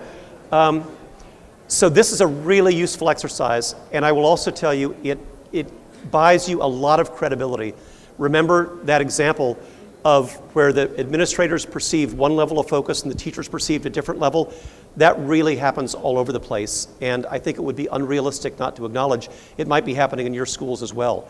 And so it really buys a lot of credibility to start the new year by saying, here are some things that I'm going to take off the table. And it doesn't have to be a giant deal. It can be a meeting. It can be an announcement. It can be 5 minutes here and 3 minutes there. But you put it together and have everybody contributing as you just did, it really will help. By the way, you asked me a question during this period that reminded me of one of the best time-saving activities that I used as a teacher, and I've seen now replicated several places in the country. And you asked, how do we grade a student when they've made a mistake, then they correct it and they get better? So I'm going to answer that, but let me tell you the technique that really leads to feedback for learning, and it's called the 3-column rubric. And in a 3-column rubric, and by the way, I've seen this done at elementary level with kids with very simple statements about their writing, and I've seen it used in like high school art classes and statistics classes, as complex as you want to make them. The left-hand column is the expectation in student-accessible language. So I defer to you as to what that language ought to be, but it is not, I promise you, in the language of one assessment expert talking to another expert. It's got to be student-accessible language, and here's how you know. Because the second column is the student self-assessment. These teachers do not accept a piece of student work until it's got the student self-assessment on it. And then the third column is only where the teacher disagrees with the student. Now think about that. If students already know what they got right and what they got wrong, a couple of virtuous things happen. I've watched this with my own eyes. They're just getting ready to put it on your desk, and they go like this, because they know they've got to fill out the rubric themselves first. Lots of self-correction. So one thing I would put on your not-to-do list is don't be doing corrections that the students ought to be doing themselves. And focus your energies on where they don't understand what your expectations are. And it also just saves, it accelerates the feedback. We know that feedback's got to be timely, as we'll discuss in a few minutes. And one way you can make it timely is to grade less stuff. And I see teachers working really hard. I see them taking homework home on weekends, and kids, if they don't see it for a few days, it becomes a different geological era. They just forget about it. So very much accelerating the pace of feedback with a 3-column rubric will let you do that. And then finally, to answer your question, what do you grade? You grade the latest and best evidence. Here's the illustration I want to offer for that, if you think I'm not being fair. Will everybody in this, I know a lot of you took assessment classes, many of you have got master's degrees and advanced degrees, and will everybody for whom that graduate class in statistics and research was your favorite, please identify yourselves. Because I don't see very many people standing and cheering at that. In fact, here's what I know from having taught those graduate statistics and research classes. September, I hate him and the horse he rode in on. Why do I have to take statistics and research? All I wanted to do was teach social studies. All I wanted to do was teach 5th grade. All I wanted to do was be an administrator. October, a little bit relevant, but not much. September, he might be getting through. December, now I get it. He's not trying to make me into a propeller head. He's not trying to make me memorize coefficient of variation. He's just trying to make me a good, critical consumer of research so I know what's salesmanship and I know what's good research so I can be a better educator and leader. Now I get it. And you're in my office saying, Doug, don't grade me at the average between when I hated you and now I get it. I want you to grade me at the now I get it part. And you're right. I expect you to struggle, and I expect it to be difficult, and then I expect you to get it, with nearly everybody succeeding in the class.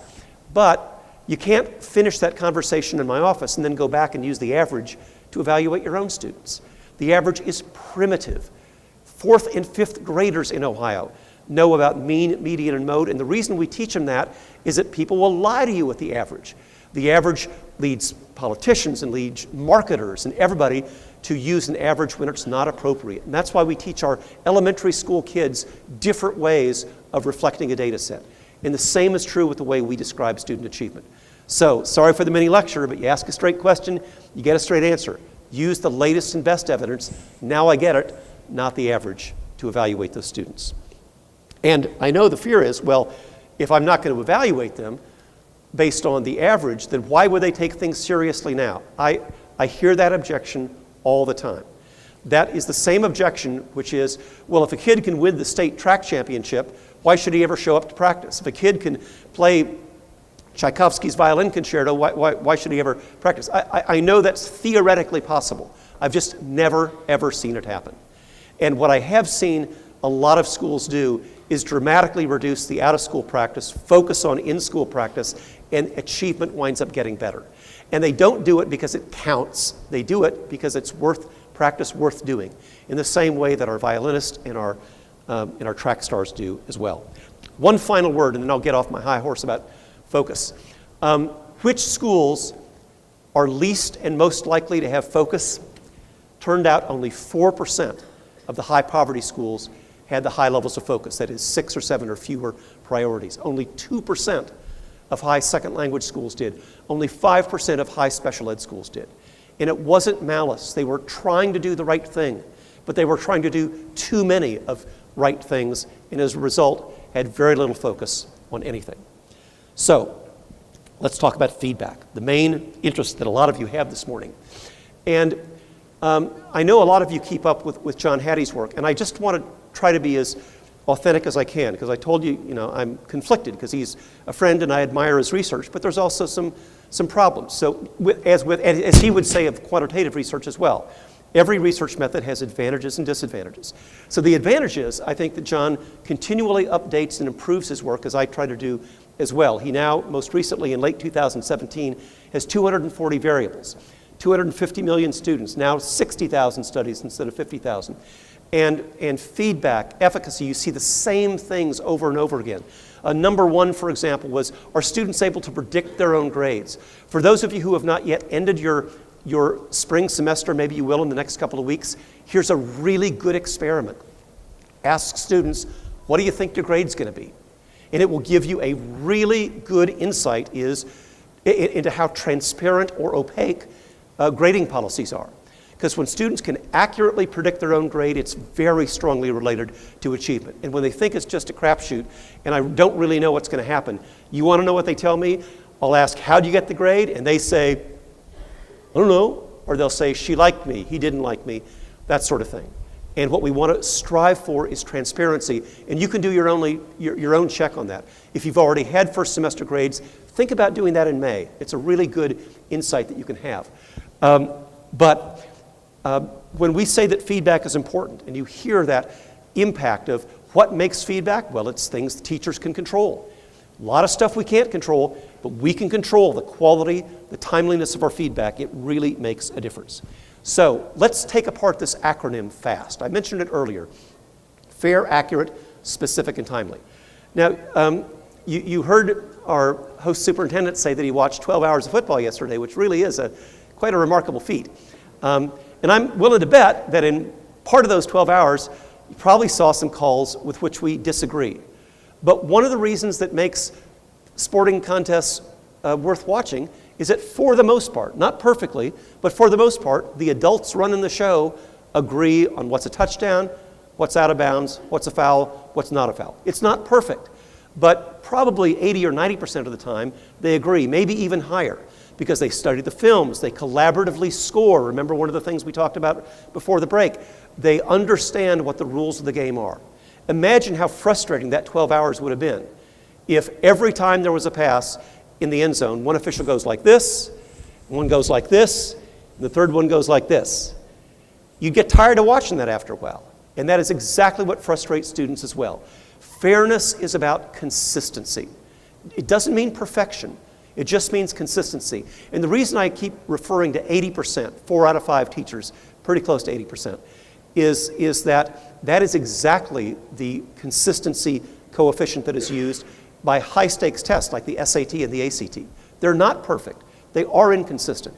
But 80% of the time, students who tend to get one sort of item wrong get similar sorts of items wrong, get one sort of item right, get similar sorts of items right. So it's not perfect, but about 80% of the time, it's fair. It's accurate. This means we test what we think we're testing. And that means I'm really testing proficiency. I'm not testing home language. I'm not testing parental socioeconomic status. I'm not testing how much the parent did the homework for the kid. I'm really testing student proficiency.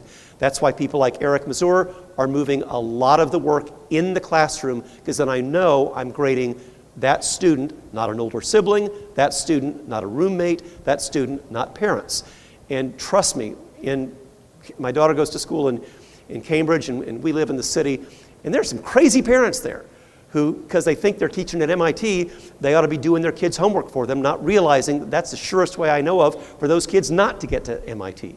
So I want to make sure that we're honest about testing who we think we're testing, and we're being accurate about the feedback we give to the students. It's got to be specific. When I was observing classes a few weeks ago, and if I come to your school, my request would be this: let me start with a music class. I always start with a music class because, number one, they've typically got the highest student-teacher ratio in the school. Number two, there's a lot of student leadership and self-direction that I can watch section by section going on. And the feedback that the chorus or orchestra teacher gives is incredibly specific. They don't wait for the students and then write in a book all the things that they did wrong. They stop, give louder, softer, faster, slower, higher, lower. They give feedback that you can hear with your own ears in a 15-minute observation how feedback leads to better performance. It's very specific. And I fear sometimes when, with the best of intentions, I see feedback that is given in paragraph format, the kids don't know what to do with it. Do it in that 3-column rubric like I talked about, kids do know how to respond to it in a very specific way. And it's got to be timely. You've never seen anybody conduct the chorus or orchestra with a red pen, right? They give the feedback just because it's feedback. Tom Guskey has done masterful research on this. When people would say, well, actually, kids don't care about it unless it's in the grade book and it counts. And this is one of the deep flaws of a lot of online grading things, that parents think it's invisible if it's not entered in the grade book. When in fact, Guskey's best research shows that the real important feedback is the stuff that kids get immediately, not online, not in the grade book, not even for a grade, but immediately. Feedback without a grade, in fact, was linked in one of his studies to better performance than feedback with a grade. I know that's very counterintuitive. It's one of the things that I had to give up, and one of the ways that I had to admit that I was wrong. But I think that's something that is really worth considering, and I'll tell you, that's a tough argument to win with parents sometimes who only think in terms of grades, unless you talk about music, unless you talk about sports. I'll bet we've got some coaches in this room who you didn't wait till the end of the game. You certainly didn't wait till the next week or the next month to give feedback. You were on the sidelines giving feedback all the time, in real time. That's the kind of feedback that really works. So let's take apart this acronym and talk about what really works. Effective feedback can support or undermine everything that we do. And when you ask parents and students what kind of feedback do they pay attention to, I wish it were just the things in the chorus or the athletic field, but a lot of them, particularly in other subjects, will say it's the grade. So if we want to improve grading, here are the key things that we've got to do. You got to start. Rule number 1 of change is by talking about what doesn't change. Friends, trust me, if you leave today's meeting and you go back to your schools and say, well, I heard Doug talk, and here's all the things we're going to change, it's going to be a non-starter. Talk about what doesn't change. For example, I am not in agreement with a lot of people talking and writing about grading who talk about these halcyon days where there would be no grades and no transcripts, and it'd be like Summerhill in the 1960s, except people forget that A, Summerhill was a failure, B, there's not a lot of evidence that that the absence of feedback actually helps instruction. So I'm still okay with letter grades. If your culture is A, B, C, D, F, don't fight the battle. What Ken O'Connor and Leanne Young and I wrote in Ed Leadership just a few months ago was pick your battles carefully. And if your culture and your parents like A, B, C, D, F, changing it to 1, 2, 3, 4 doesn't change anything. Focus on way more important things than getting rid of A, B, C, D, F. I'm fine with A, B, C, D, F if you make them accurate, if you make them fair, if you make them consistent. We'll still have class rank. Actually, I'm not so sure about class rank, but I'll tell you what is okay is to do it the way Harvard and a number of pretty good schools do, which is highest honors, high honors, and honors. So, and I know a growing number of high schools are no longer providing class rank, but they are providing highest honors, high honors, and honors.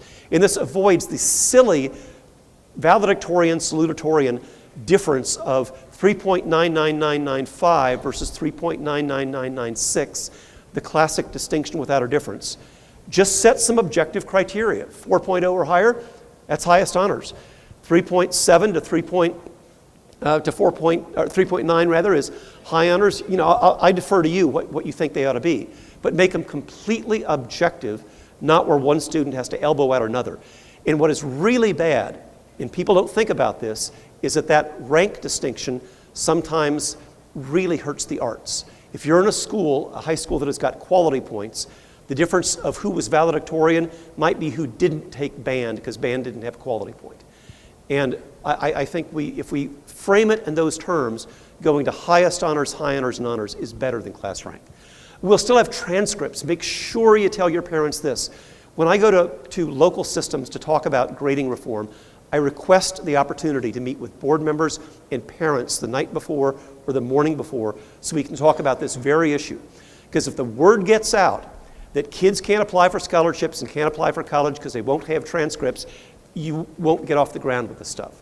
So talk about what doesn't change first. We'll still have academic honors, still have IEPs. Astonishingly, the rumor is out there that if you engage in grading reform, you won't have IEPs anymore. For goodness sake, friends, that's federal law. We're always going to have IEPs. I just wish we'd really keep the individualized part, in IEPs. You know, our special ed colleagues have been doing grading reform right for decades. They'll say Sarah had 8 IEP objectives. She fully achieved 4. She partially achieved these 2. She didn't achieve these 2. Here's how we're going to modify the tasks, or here's how we're going to break them down into smaller tasks. And here's the feedback. It's honest, it's clear, it's the opposite of what you see in a lot of grades. So talk about what doesn't change to really reassure your parents and your students. Now, a little mini task. I'm only going to give you about a minute for this to go around the table and tell me what accounts for the difference between kids who make high marks, that is A's and B's, and kids who make low marks, D's and F's. Or if you're on a number system, kids who make 4s from kids who make 1s. So just speculate, express some hypotheses around the table, what the differences are, and then I'll reconvene us in just a couple of minutes.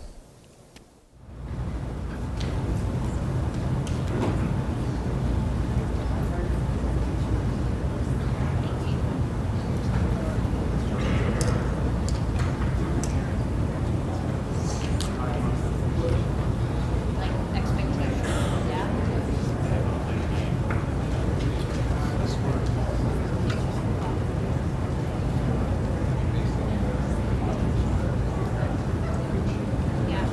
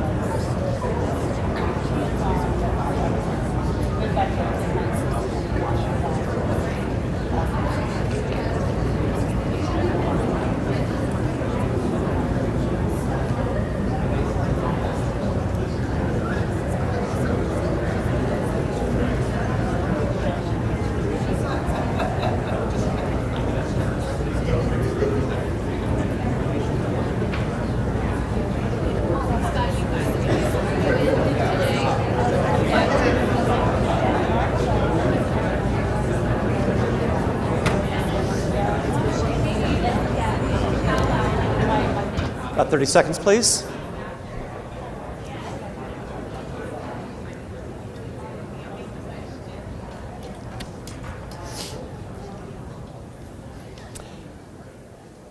And back to large group, please. 5, 4, 3, 2, and 1. So, you just expressed some really interesting hypotheses, I'll bet. And the ones I hear all the time are, did they have a good home environment? Did parents support their academic work? Did they have good nutrition? Did they have feedback systems that engaged them in the classroom? Were they compliant? All kinds of really thoughtful hypotheses.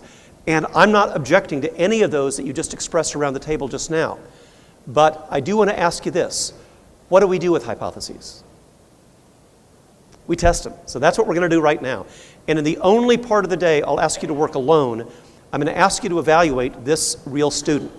If you've got the handouts, I actually put 3 different types of grades up there. But I'm going to give you the easiest to see ones, which are these right here.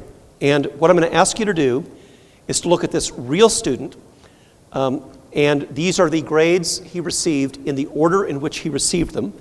And I've also told you what type of grade it is, whether it's a quiz, whether it's a homework, a midterm, or a final. And you can see that he started with a couple of C's. The MA is a missing assignment, missed some homework, then got a D and a C on that. Brought his grade up to a B for the midterm, then missed a homework assignment, missed a quiz, but did a decent job on homework and aced the final. Now, the question is, what's the final grade? And what I'm going to request that you do is to work alone using whatever system you use. And if you're an administrator, I'd like you to put yourself back in your role as a classroom teacher.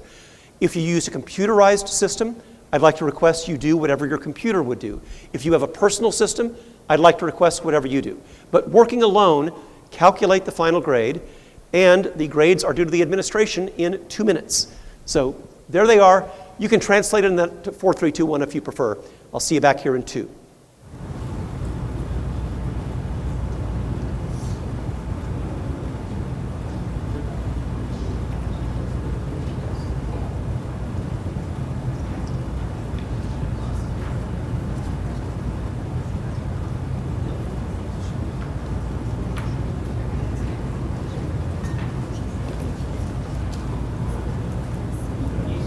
That's right. There's no place in the school. You got to turn in a letter grade. They had every opportunity to do this. Got some stuff done, didn't get other stuff done.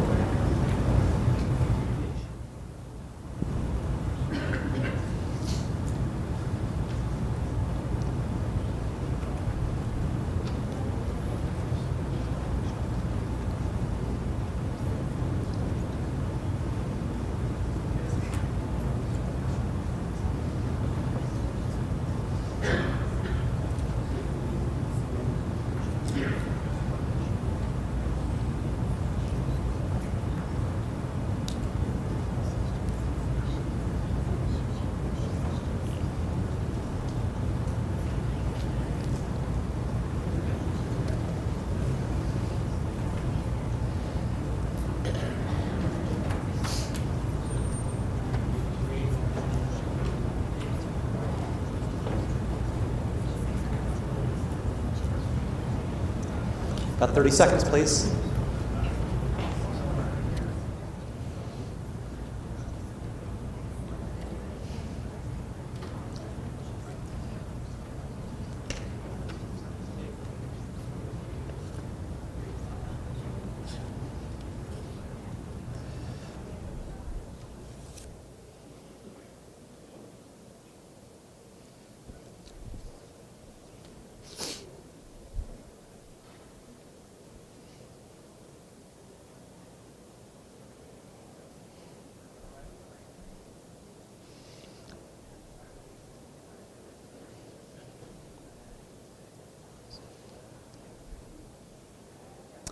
And back to large group, please.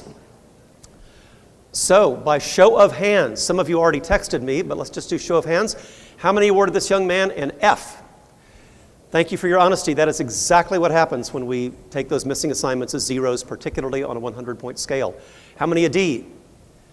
Thank you very much. How many a C? Thank you very much. How many a B?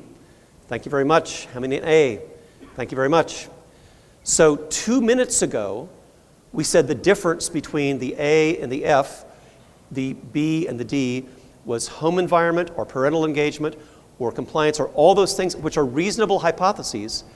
But what we just proved collectively in this room is that the real difference between A and B and D and F is the individual teacher's grading policy. And you're not alone. When I originally did this study, I stopped counting at 10,000 teachers, and here is what I learned. Let me get to the, that is all over North America, the US and Canada. That included several international destinations like Australia, as I showed you earlier. And some people said A, some B, some C, some D said F for the very same work. Remember, this was the same kid with the same work done, with the same proficiency, the same parents, the same nutrition, the same everything. All the things we thought accounted for those differences couldn't account for them when it's the very same kid. So I want you to take off your educator hat for a moment and put on your parent hat. And many of you, like we do, have got different kids, and sometimes they seem like they're from different planets, but they do have the same parents, and they probably have the same homework supervision and same backpack inspection. You give them a nutritious breakfast, and imagine that one of them came home with an A, one with a C, and one with an F for doing the very same work. And you'd say, how'd you get that grade? And they wouldn't be able to tell you because it's all idiosyncratic. And I want to encourage you to please consider this experiment with your colleagues because it really does bring to the fore the essential element of fairness. And it's also really good research to share with parents who think that everything is laid out in black and white, and in fact, it can be wild, which frustrates them, and I think should frustrate us as well. By the way, the audience for grades isn't just parents and kids, it's us. Put yourself in the position of the person who's teaching 5th grade, thinking that you're getting an A or B student who's not ready for 5th grade, or thinking that you're getting a D and F student who is in fact reading at a middle school level but wasn't very compliant. We've really got to understand as colleagues as well as parents and students what the grades mean. So that's the problem. Let's now talk about how to fix it. And the number one thing that I've talked about so far this morning is changing the consequences of missing and poor work. Nobody ever heard me say, go easy on them. I'm talking about consequences that matter. And what I've learned as a parent as well as a teacher is that F's and zeros don't matter. If they worked, kids would be avoiding them like the plague and getting everything done perfectly and on time, but they don't. Time management is as much a problem now as it was 10, 20, 30, 40 years ago. We got to get rid of the average. The average doesn't make mathematical sense. It doesn't make sense for you when you were a student, certainly doesn't make sense today. And computerized systems that default to the average were not written by teachers. They're written by technology people who don't run your school system. And by the way, when people tell me, well, the electronic grading system won't let me make those reforms, who's working for who here? You're running the show. And I think you just got to insist to these vendors that they allow teachers to override the final grade. They allow teachers to say, I'm going to use the latest and best evidence in my professional judgment here, not just automatically default to the average, which ruins kids' discipline and attendance and behavior in April and May when we insist upon using it. The 0 on the 100-point scale. This, to me, is a straightforward mathematical issue. You know, sometimes I'm challenged, and I always respect these challenges. Well, Doug, don't you have better research on this? And I'll do my best to try to find stuff. This is not a research issue. This is a math issue. So let's go back. Tom Guskey and Susan Brookhart wrote this masterful article called A Century of Research on Grading. And they actually went back more than a century. Do you know that the 100-point scale was only used briefly in the 20th century? For the most part of our public school system that started in 1635 at Boston Latin, it wasn't 100 points. It was between 3 and 4 points. In the 1700s and 1800s, went to about 9 points, then back to 4 points. It's generally been 4, 3, 2, 1, 0, corresponding to A, B, C, D, F. So I'm going to ask you this question. If you have a student on a 4, 3, 2, 1 A, B, C, D, F system who doesn't turn work in, what grade should they get? And I mean unrepentantly, they don't turn work in. I'd give them a 0, and I'm okay with you if you do it as well. on that 4-point scale.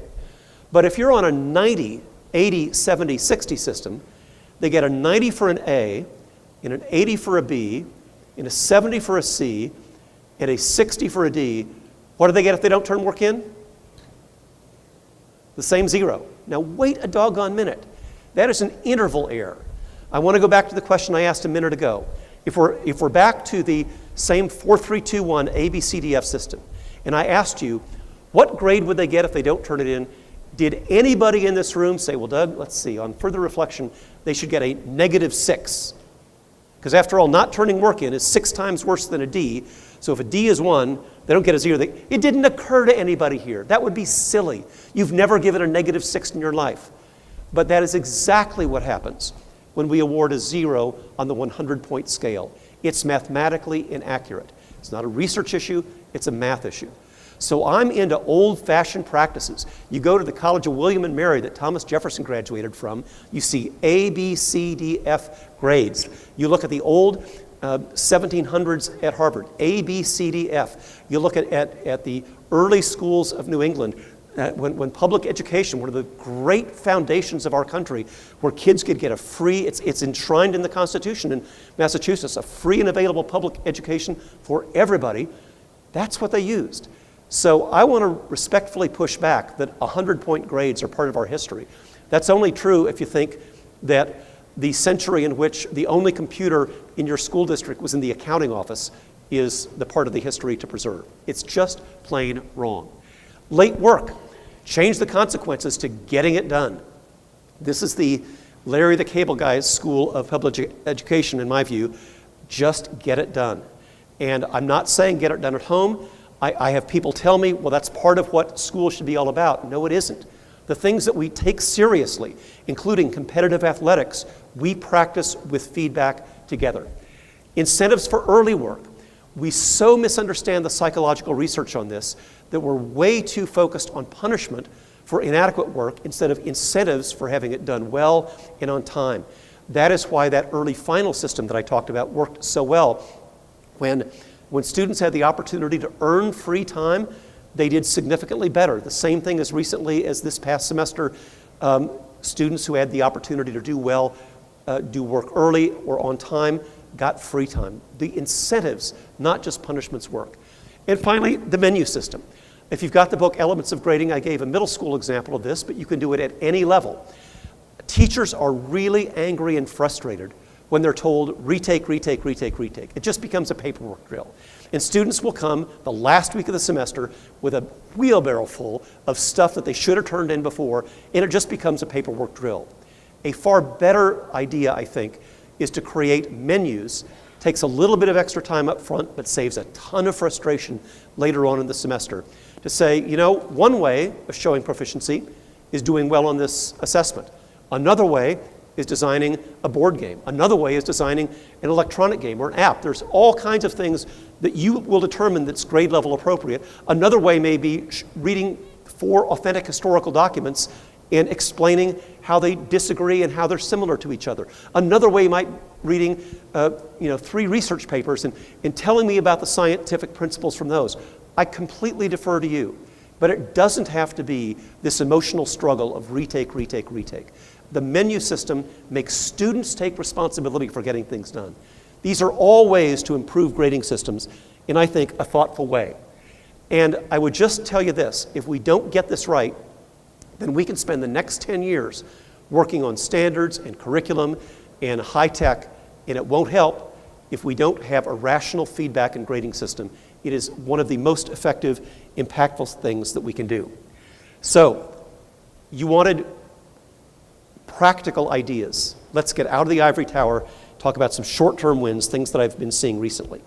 Because I know that people get frustrated, and particularly, even though I still spend a lot of time in schools, I know that when they listen to me or listen to Bob Marzano or John Hattie or a lot of really thoughtful scholars, they're frustrated. Well, Doug, you haven't been in a classroom recently as a teacher, so I get that.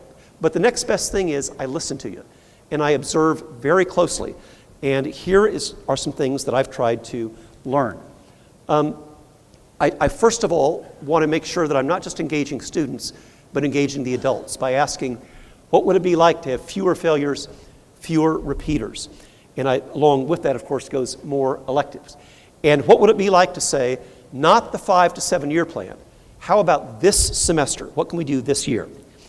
Here's a district, not unlike some of yours, that used to be rural, but even though it was a rural area and kind of bucolic, has had more second language kids, more high poverty kids, and the failure rate had really gotten out of control. The red line that you see was the failure rate before, and the green line was after. Now, what's the big before and after? Because it was the same kids, it was the same students, and I published this in the American School Board Journal, and I'll give you an update in just a minute. It was the catch-up solution. So basically, the theme that you'll hear in all of these ideas is there's a lot of discretion vested in the teacher. Monday through Thursday, getting work done, getting your assignments up to stuff, finishing your assessments, whatever it is, that's between you and the teacher and God. Get them done Monday through Thursday. But if you're not squared away by Friday morning, you don't go to the classroom, you go to the catch-up room. And at Cardinal, which was the name of the school, the catch-up room was nothing fancy, it's just where you go to catch up.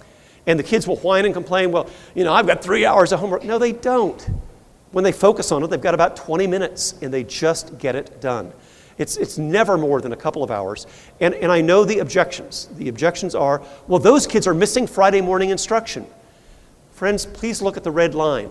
Those 385 failures, they weren't getting Friday morning instruction either, even though they were sitting in the classroom.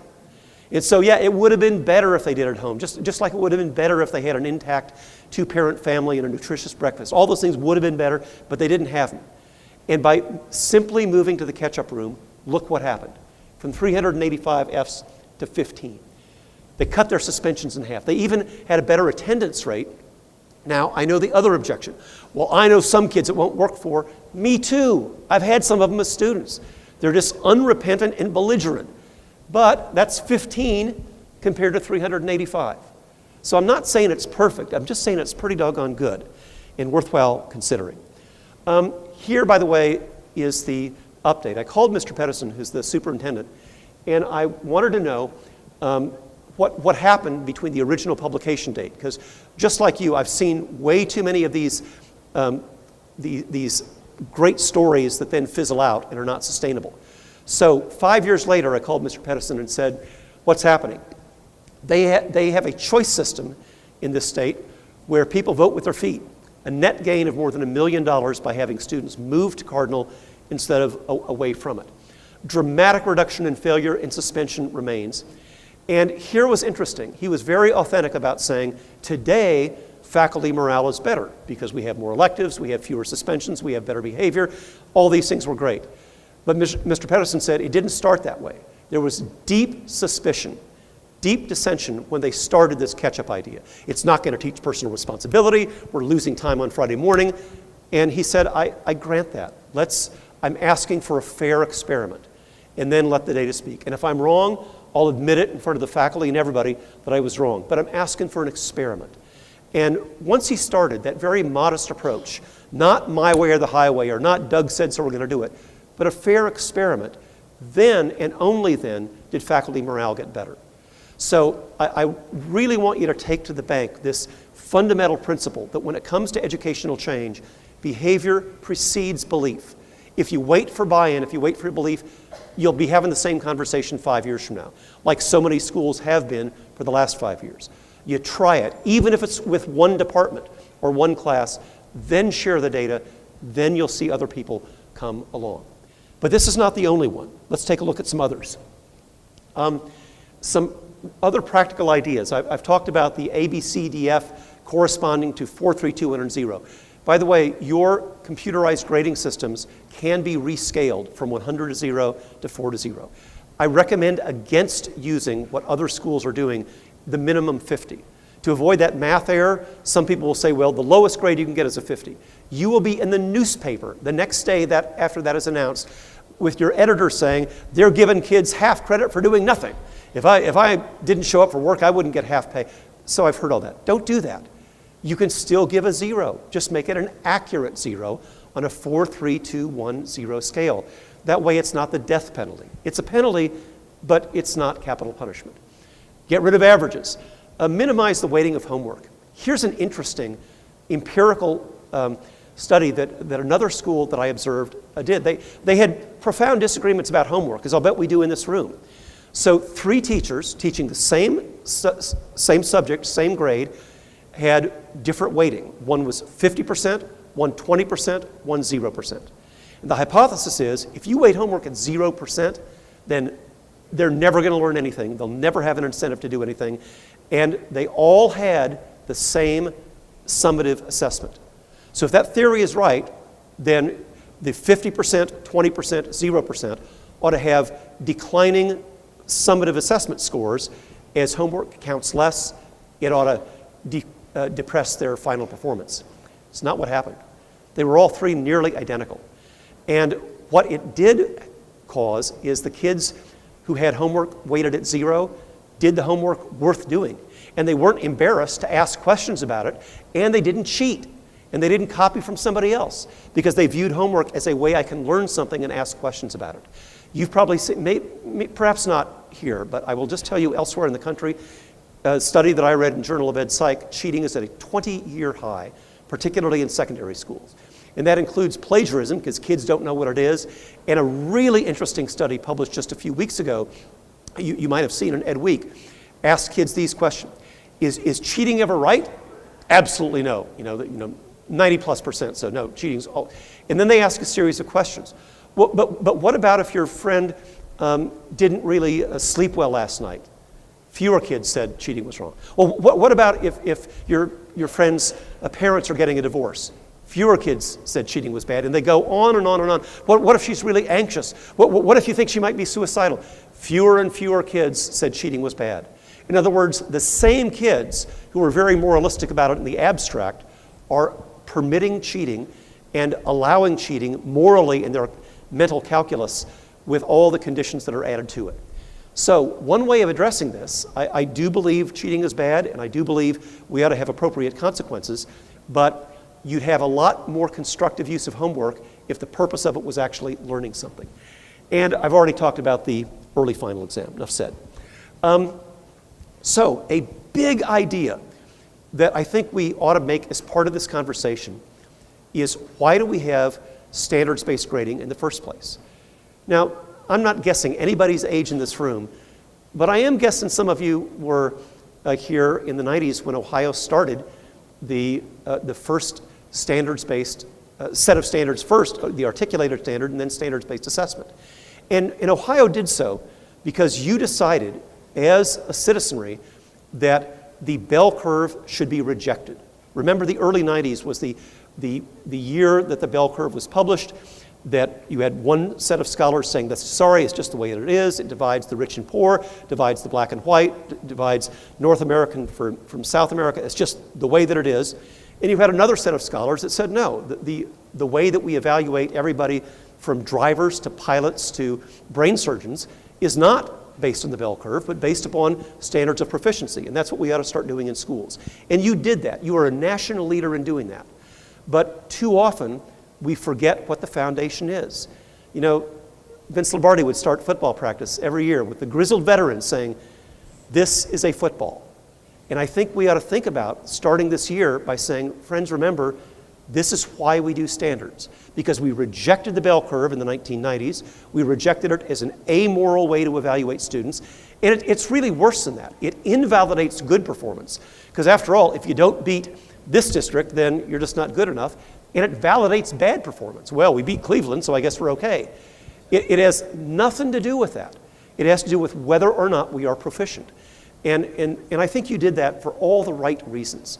So as frustrated as you may get sometimes with state policies and standards, brother, that's one thing you got right. And I think you ought to give yourself a lot of credit and remind your colleagues of that. So, some reassurances. We're all on the same side. We want personal responsibility. We want students to be successful. And that's why I think when people say grading reform is leading to heresies and a lack of responsibility, we all want that. We just want to have consequences that matter. And I think the consequences you and I have been discussing this morning are much more important. And we want students, their success and failure to reflect their actual work. Another little data point you can check at the high school level is where you've got advanced placement students earning this spring a 4 or a 5, or look at last spring if you want, and they're getting D's in the class because they didn't do the homework, which obviously was not related to college level work because they were getting a 4 or 5 on college level work. And worse yet, you see students getting a 1 or a 2 on the AP exam, or not even taking it, and they were getting A's and B's in the classroom, meaning that they were rewarded for compliance, but not for doing college level work. And I'm going to show you the subgroup of students for whom that is especially relevant here in just a few minutes. So you can maintain all these things. I've already said that, so I'll skip it. The gold standard of grading practices are these. It's part of the feedback, but not all of the feedback. And again, if you haven't watched a music class, or if that's not part of your regular rotation of observation, please do so. Because watch a great coach, watch a great music teacher, you'll see effective feedback in action. They're so clear that kids can predict their own grades. That's an experiment that you can do. And they're consistent with external assessments. I'm not saying that they ought to be perfect, and I'm not saying that they ought to align completely with Ohio assessments. But I'm very worried about non-proficient students getting A's and B's and proficient students getting D's and F's, which tells me that there's a pretty serious misalignment there. So, variations on a theme. These are all things, and I'm just going to go through these quickly, that I've seen around the country. I'm not saying to use my system. I'm saying create one that works for you.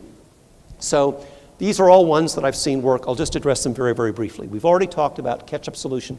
So let's go to the red, yellow, green. This was brilliant.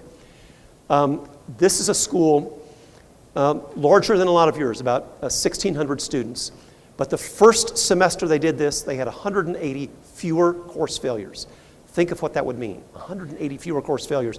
And even if your school has got, 800 students, what would it mean like if you only had 90 fewer course failures? It's pretty darn good.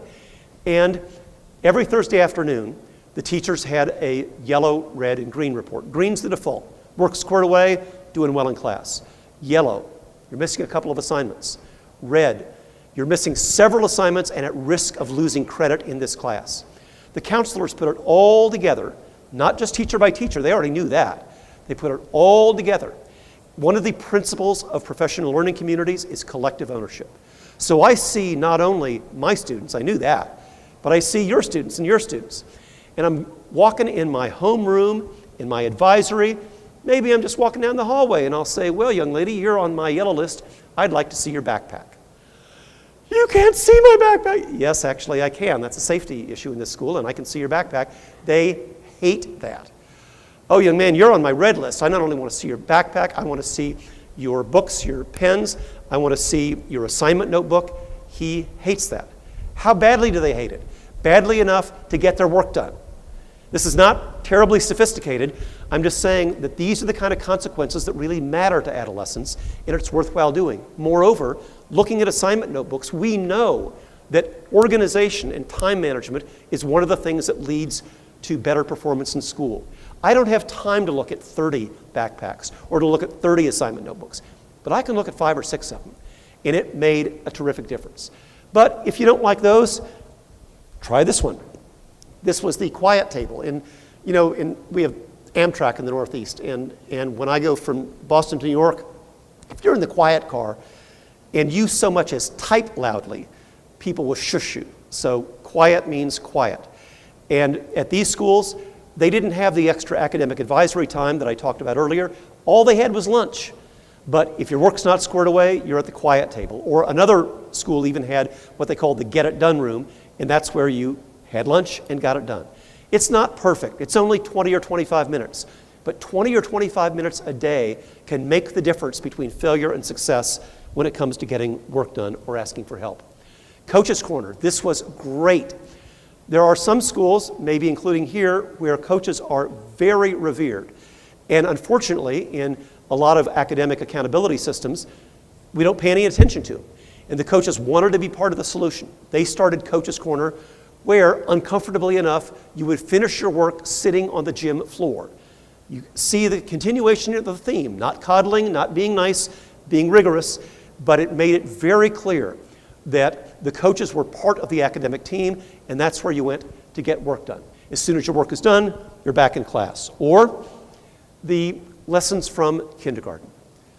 I hope we've got some kindergarten teachers in here, and I hope you'll look at their report cards, because they are so articulate about distinguishing between behavior, follows directions, stands in line, and academics, knows numbers and letters.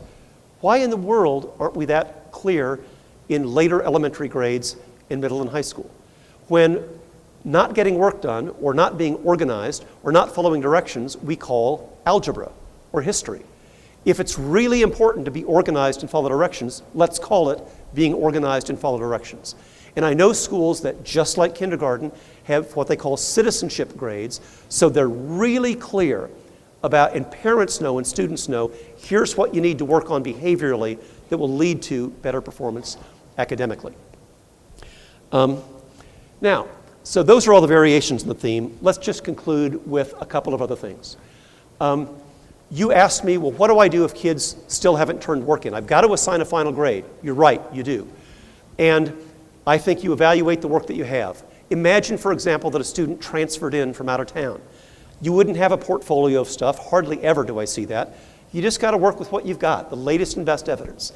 And you assess their proficiency based on that. And if you got to give a 0, I'm okay with giving a 0 as long as it's accurate. That is, on a 4-point scale, not a 100-point scale.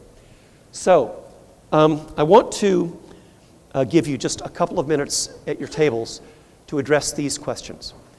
What would the future look like? In other words, if you've got to go back and talk to colleagues, why would we want to consider this? And what would it look like if we had fewer failures and fewer repeaters and more electives in our school, fewer discipline problems? How could we communicate that in a way that doesn't just talk about grading, but talks about the broader issue of what's in this for us as a learning community? I'll see you back here in a few minutes.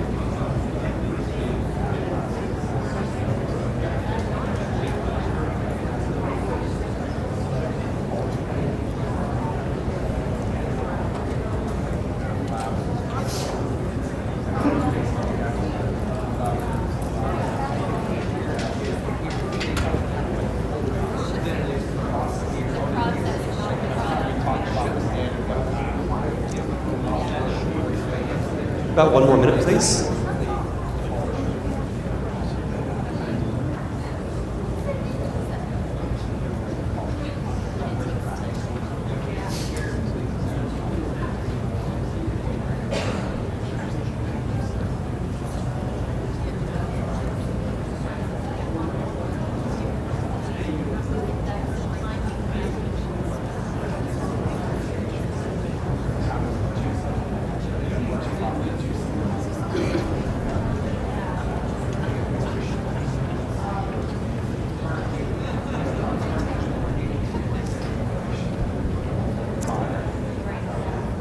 And back to large group, please. 10, 9, 8, 7, 6, 5, 4, 3, 2, and 1.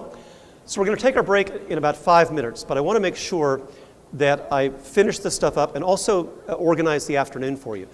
At our either during or post-noon break, I've given you a menu of different things because I know you also wanted time to work as a team. And so I'll be available to be a resource for you, but I'm not going to interrupt you if you're cooking with gas as a team. And you'll see on your tables a menu of things for work time based on whether you're a classroom educator, a building or district level leader. Also, I want to let you know that when we reconvene at 2, I'm going to complete some of the handouts, and we have not yet gotten to the Great Greater Research, which is a brand new research project for this year that I'm co-authoring with Jennifer Sparrow, who is a really thoughtful and insightful person who is not only a deputy superintendent in Singapore, but also has been on accreditation teams all over the world. And so I think this will really respond when people say, look, we're tired of hearing just how to fix things that are bad. We want to take things that are good and make them great and make them greater. That's what we'll do when we're done with the work time. So I want to make sure you know that I'm going to still have new content and things to address them. So I hope what you just now did was to address some of the issues of what's in it for all of us as a community. So it's not really just about grading reform. It's attendance, it's behavior, it's discipline, it's engaging teachers, it's rich curriculum and electives. It's all those things, not just grading itself. 2 more issues that we have to address before lunch. The tough stuff, cheating and plagiarism. Now, I don't know what to say except it is at a 20-year high, and I've had students who literally don't know what it is. They either excuse it, they've had older siblings make the honor roll cutting and pasting, and they think that's just being efficient. And I have to tell them, look, I'm a writer. I write things and I get paid for that. And when somebody steals my words, it's as if I broke into your locker and steal your stuff. And they'll get these saucer eyes, like, I didn't think that was cheating. I thought that was just being efficient. And I'll tell you, talk about getting them ready for college. Colleges are getting very sophisticated about catching plagiarism. There's automatic detection. I'll bet some of your high schools do it as well. So I really appreciate elementary colleagues when I see in literally 4th and 5th grade, doesn't have to be APA format, but teachers insisting that students write down sources at the bottom of a paper, because that may seem that that's an artifact of secondary school, but that's the difference between plagiarism and appropriate citation. If they just quoted Dr. Samantha Jones and didn't give her credit for it, that's cheating. If they said the same words, according to Dr. Samantha Jones, in this journal, on this date, that's good citation. And it's not too early in elementary school to teach them that. And I really appreciate elementary colleagues when you do that, because it makes my life a lot easier later on. By the way, the penalty when you catch them is doing it right. I know we may have, they may have signed an honor code and said, yes, I'll get kicked out of school and get kicked out of class and everything. That doesn't teach them how to do citation. The penalty for plagiarism is making them redo the assignment with appropriate citation and learning how to do it right. And you can make it as ornery and difficult as possible, but the solution is teach them how to do it well. Group projects.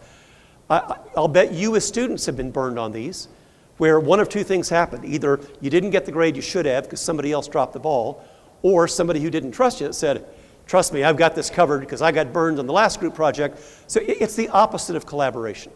And I think the only way of addressing this is when we have both individual accountability and group accountability, and the group accountability is clearly where there is contributions documented from every group member. And the menu system where you choose different things. Now, the final question of the morning is, when we look at groups of students who are getting honor roll grades but are not proficient in English language arts and mathematics, how would we describe those students? Because there's a lot of different speculation about this issue, but I've learned that one way that we can describe them is girls, and do not shoot the messenger on this. I found when I looked at non-proficient students who had honor roll grades, they were disproportionately our young women and our girls. And if you don't believe me, take a look at kids who are on your honor roll, and it's the bless her heart effect. Mama's proud and everybody's proud, but they're not doing proficient work. and we've got to call this for what it is. You want to see the national evidence on this? Here's National Honor Society throughout North America, a 2-to-1 ratio of girls to boys. And women, I'll stipulate you're smarter than us, but you're not twice as smart as we are. I mean, come on. When I volunteer in schools, they had an 8-to-1 ratio of girls to boys, and that's just crazy making to me. Because when you look at the actual data nationwide, the girls are slightly ahead on ELA, boys are slightly ahead on math and science, but oftentimes distinctions without a difference. When you see this kind of a difference in National Honor Society and honor rolls, that's when my antenna go up to say there's something else that we're rewarding our girls for, and here's the tragic result of that. Our young women who graduate from high school are out matriculating the boys 58% to 42% when they go to college, a huge margin. And yet 4 years later, the women still have a slight advantage, but it's only slight. That means our young women are dropping out of college much more than our young men are. And there also are things that I've documented in the research on this that we're rewarding girls for that are all about being quiet and being compliant. She never gives me any trouble. She never talks out of turn. What evidence is there when they go to business school and law school and are in the job market that quiet compliance is what gets them ahead? That is why I would suspect, even though women are earning way more MBAs today than men are, that means the majority of Fortune 500 executives are women, right? The majority of directors are women. We're rewarding them for things in school that they don't get rewarded for in the job market, and I think we have to respectfully look at this kind of data and really push back. So let me give you just an overview from why I think you ought to look at your own school about this, because I've been in schools where they won't tell me, like I couldn't go to the high school yearbook and figure it out just by counting heads. So I was at a school called Marshall High School, and they wouldn't tell me. So I wasn't going to give them a hard time. I just looked up every Marshall High School I could find. One of these you may know. Marshall High School in Minnesota, 70% women in the Honor Society. Missouri, 80% women. Did you know that Marshall High School in Ohio has the mascot of the Lawyers? Now that's got to be the coolest marching band that you've ever seen, with briefcases around. I don't know quite how that works. Anyway, I just think you ought to look at your own school. If I'm wrong, I'm happy to be wrong, but you ought to look at it carefully. So,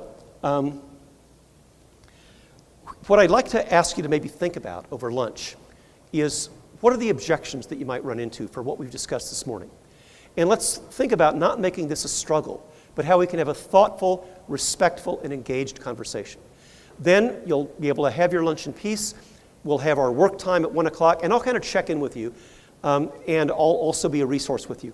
If your work is done by 1:30 or 1:45, we'll start a little bit early, and I'll just keep you prompted on that. But I also want to respect the fact that if you need work time, I'm going to stay out of your way and give you work time, but I will resume no later than 2, earlier if that's what you desire. Have a great lunch. We'll see you back here at 1 o'clock.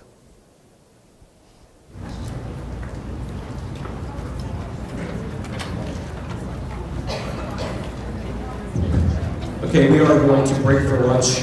We will reconvene at 1 o'clock. If you go outside, there will be tables set up with boxed lunches. You have 4 options: roast beef, ham, chicken salad, or turkey, and it does include the drink. Have a great lunch.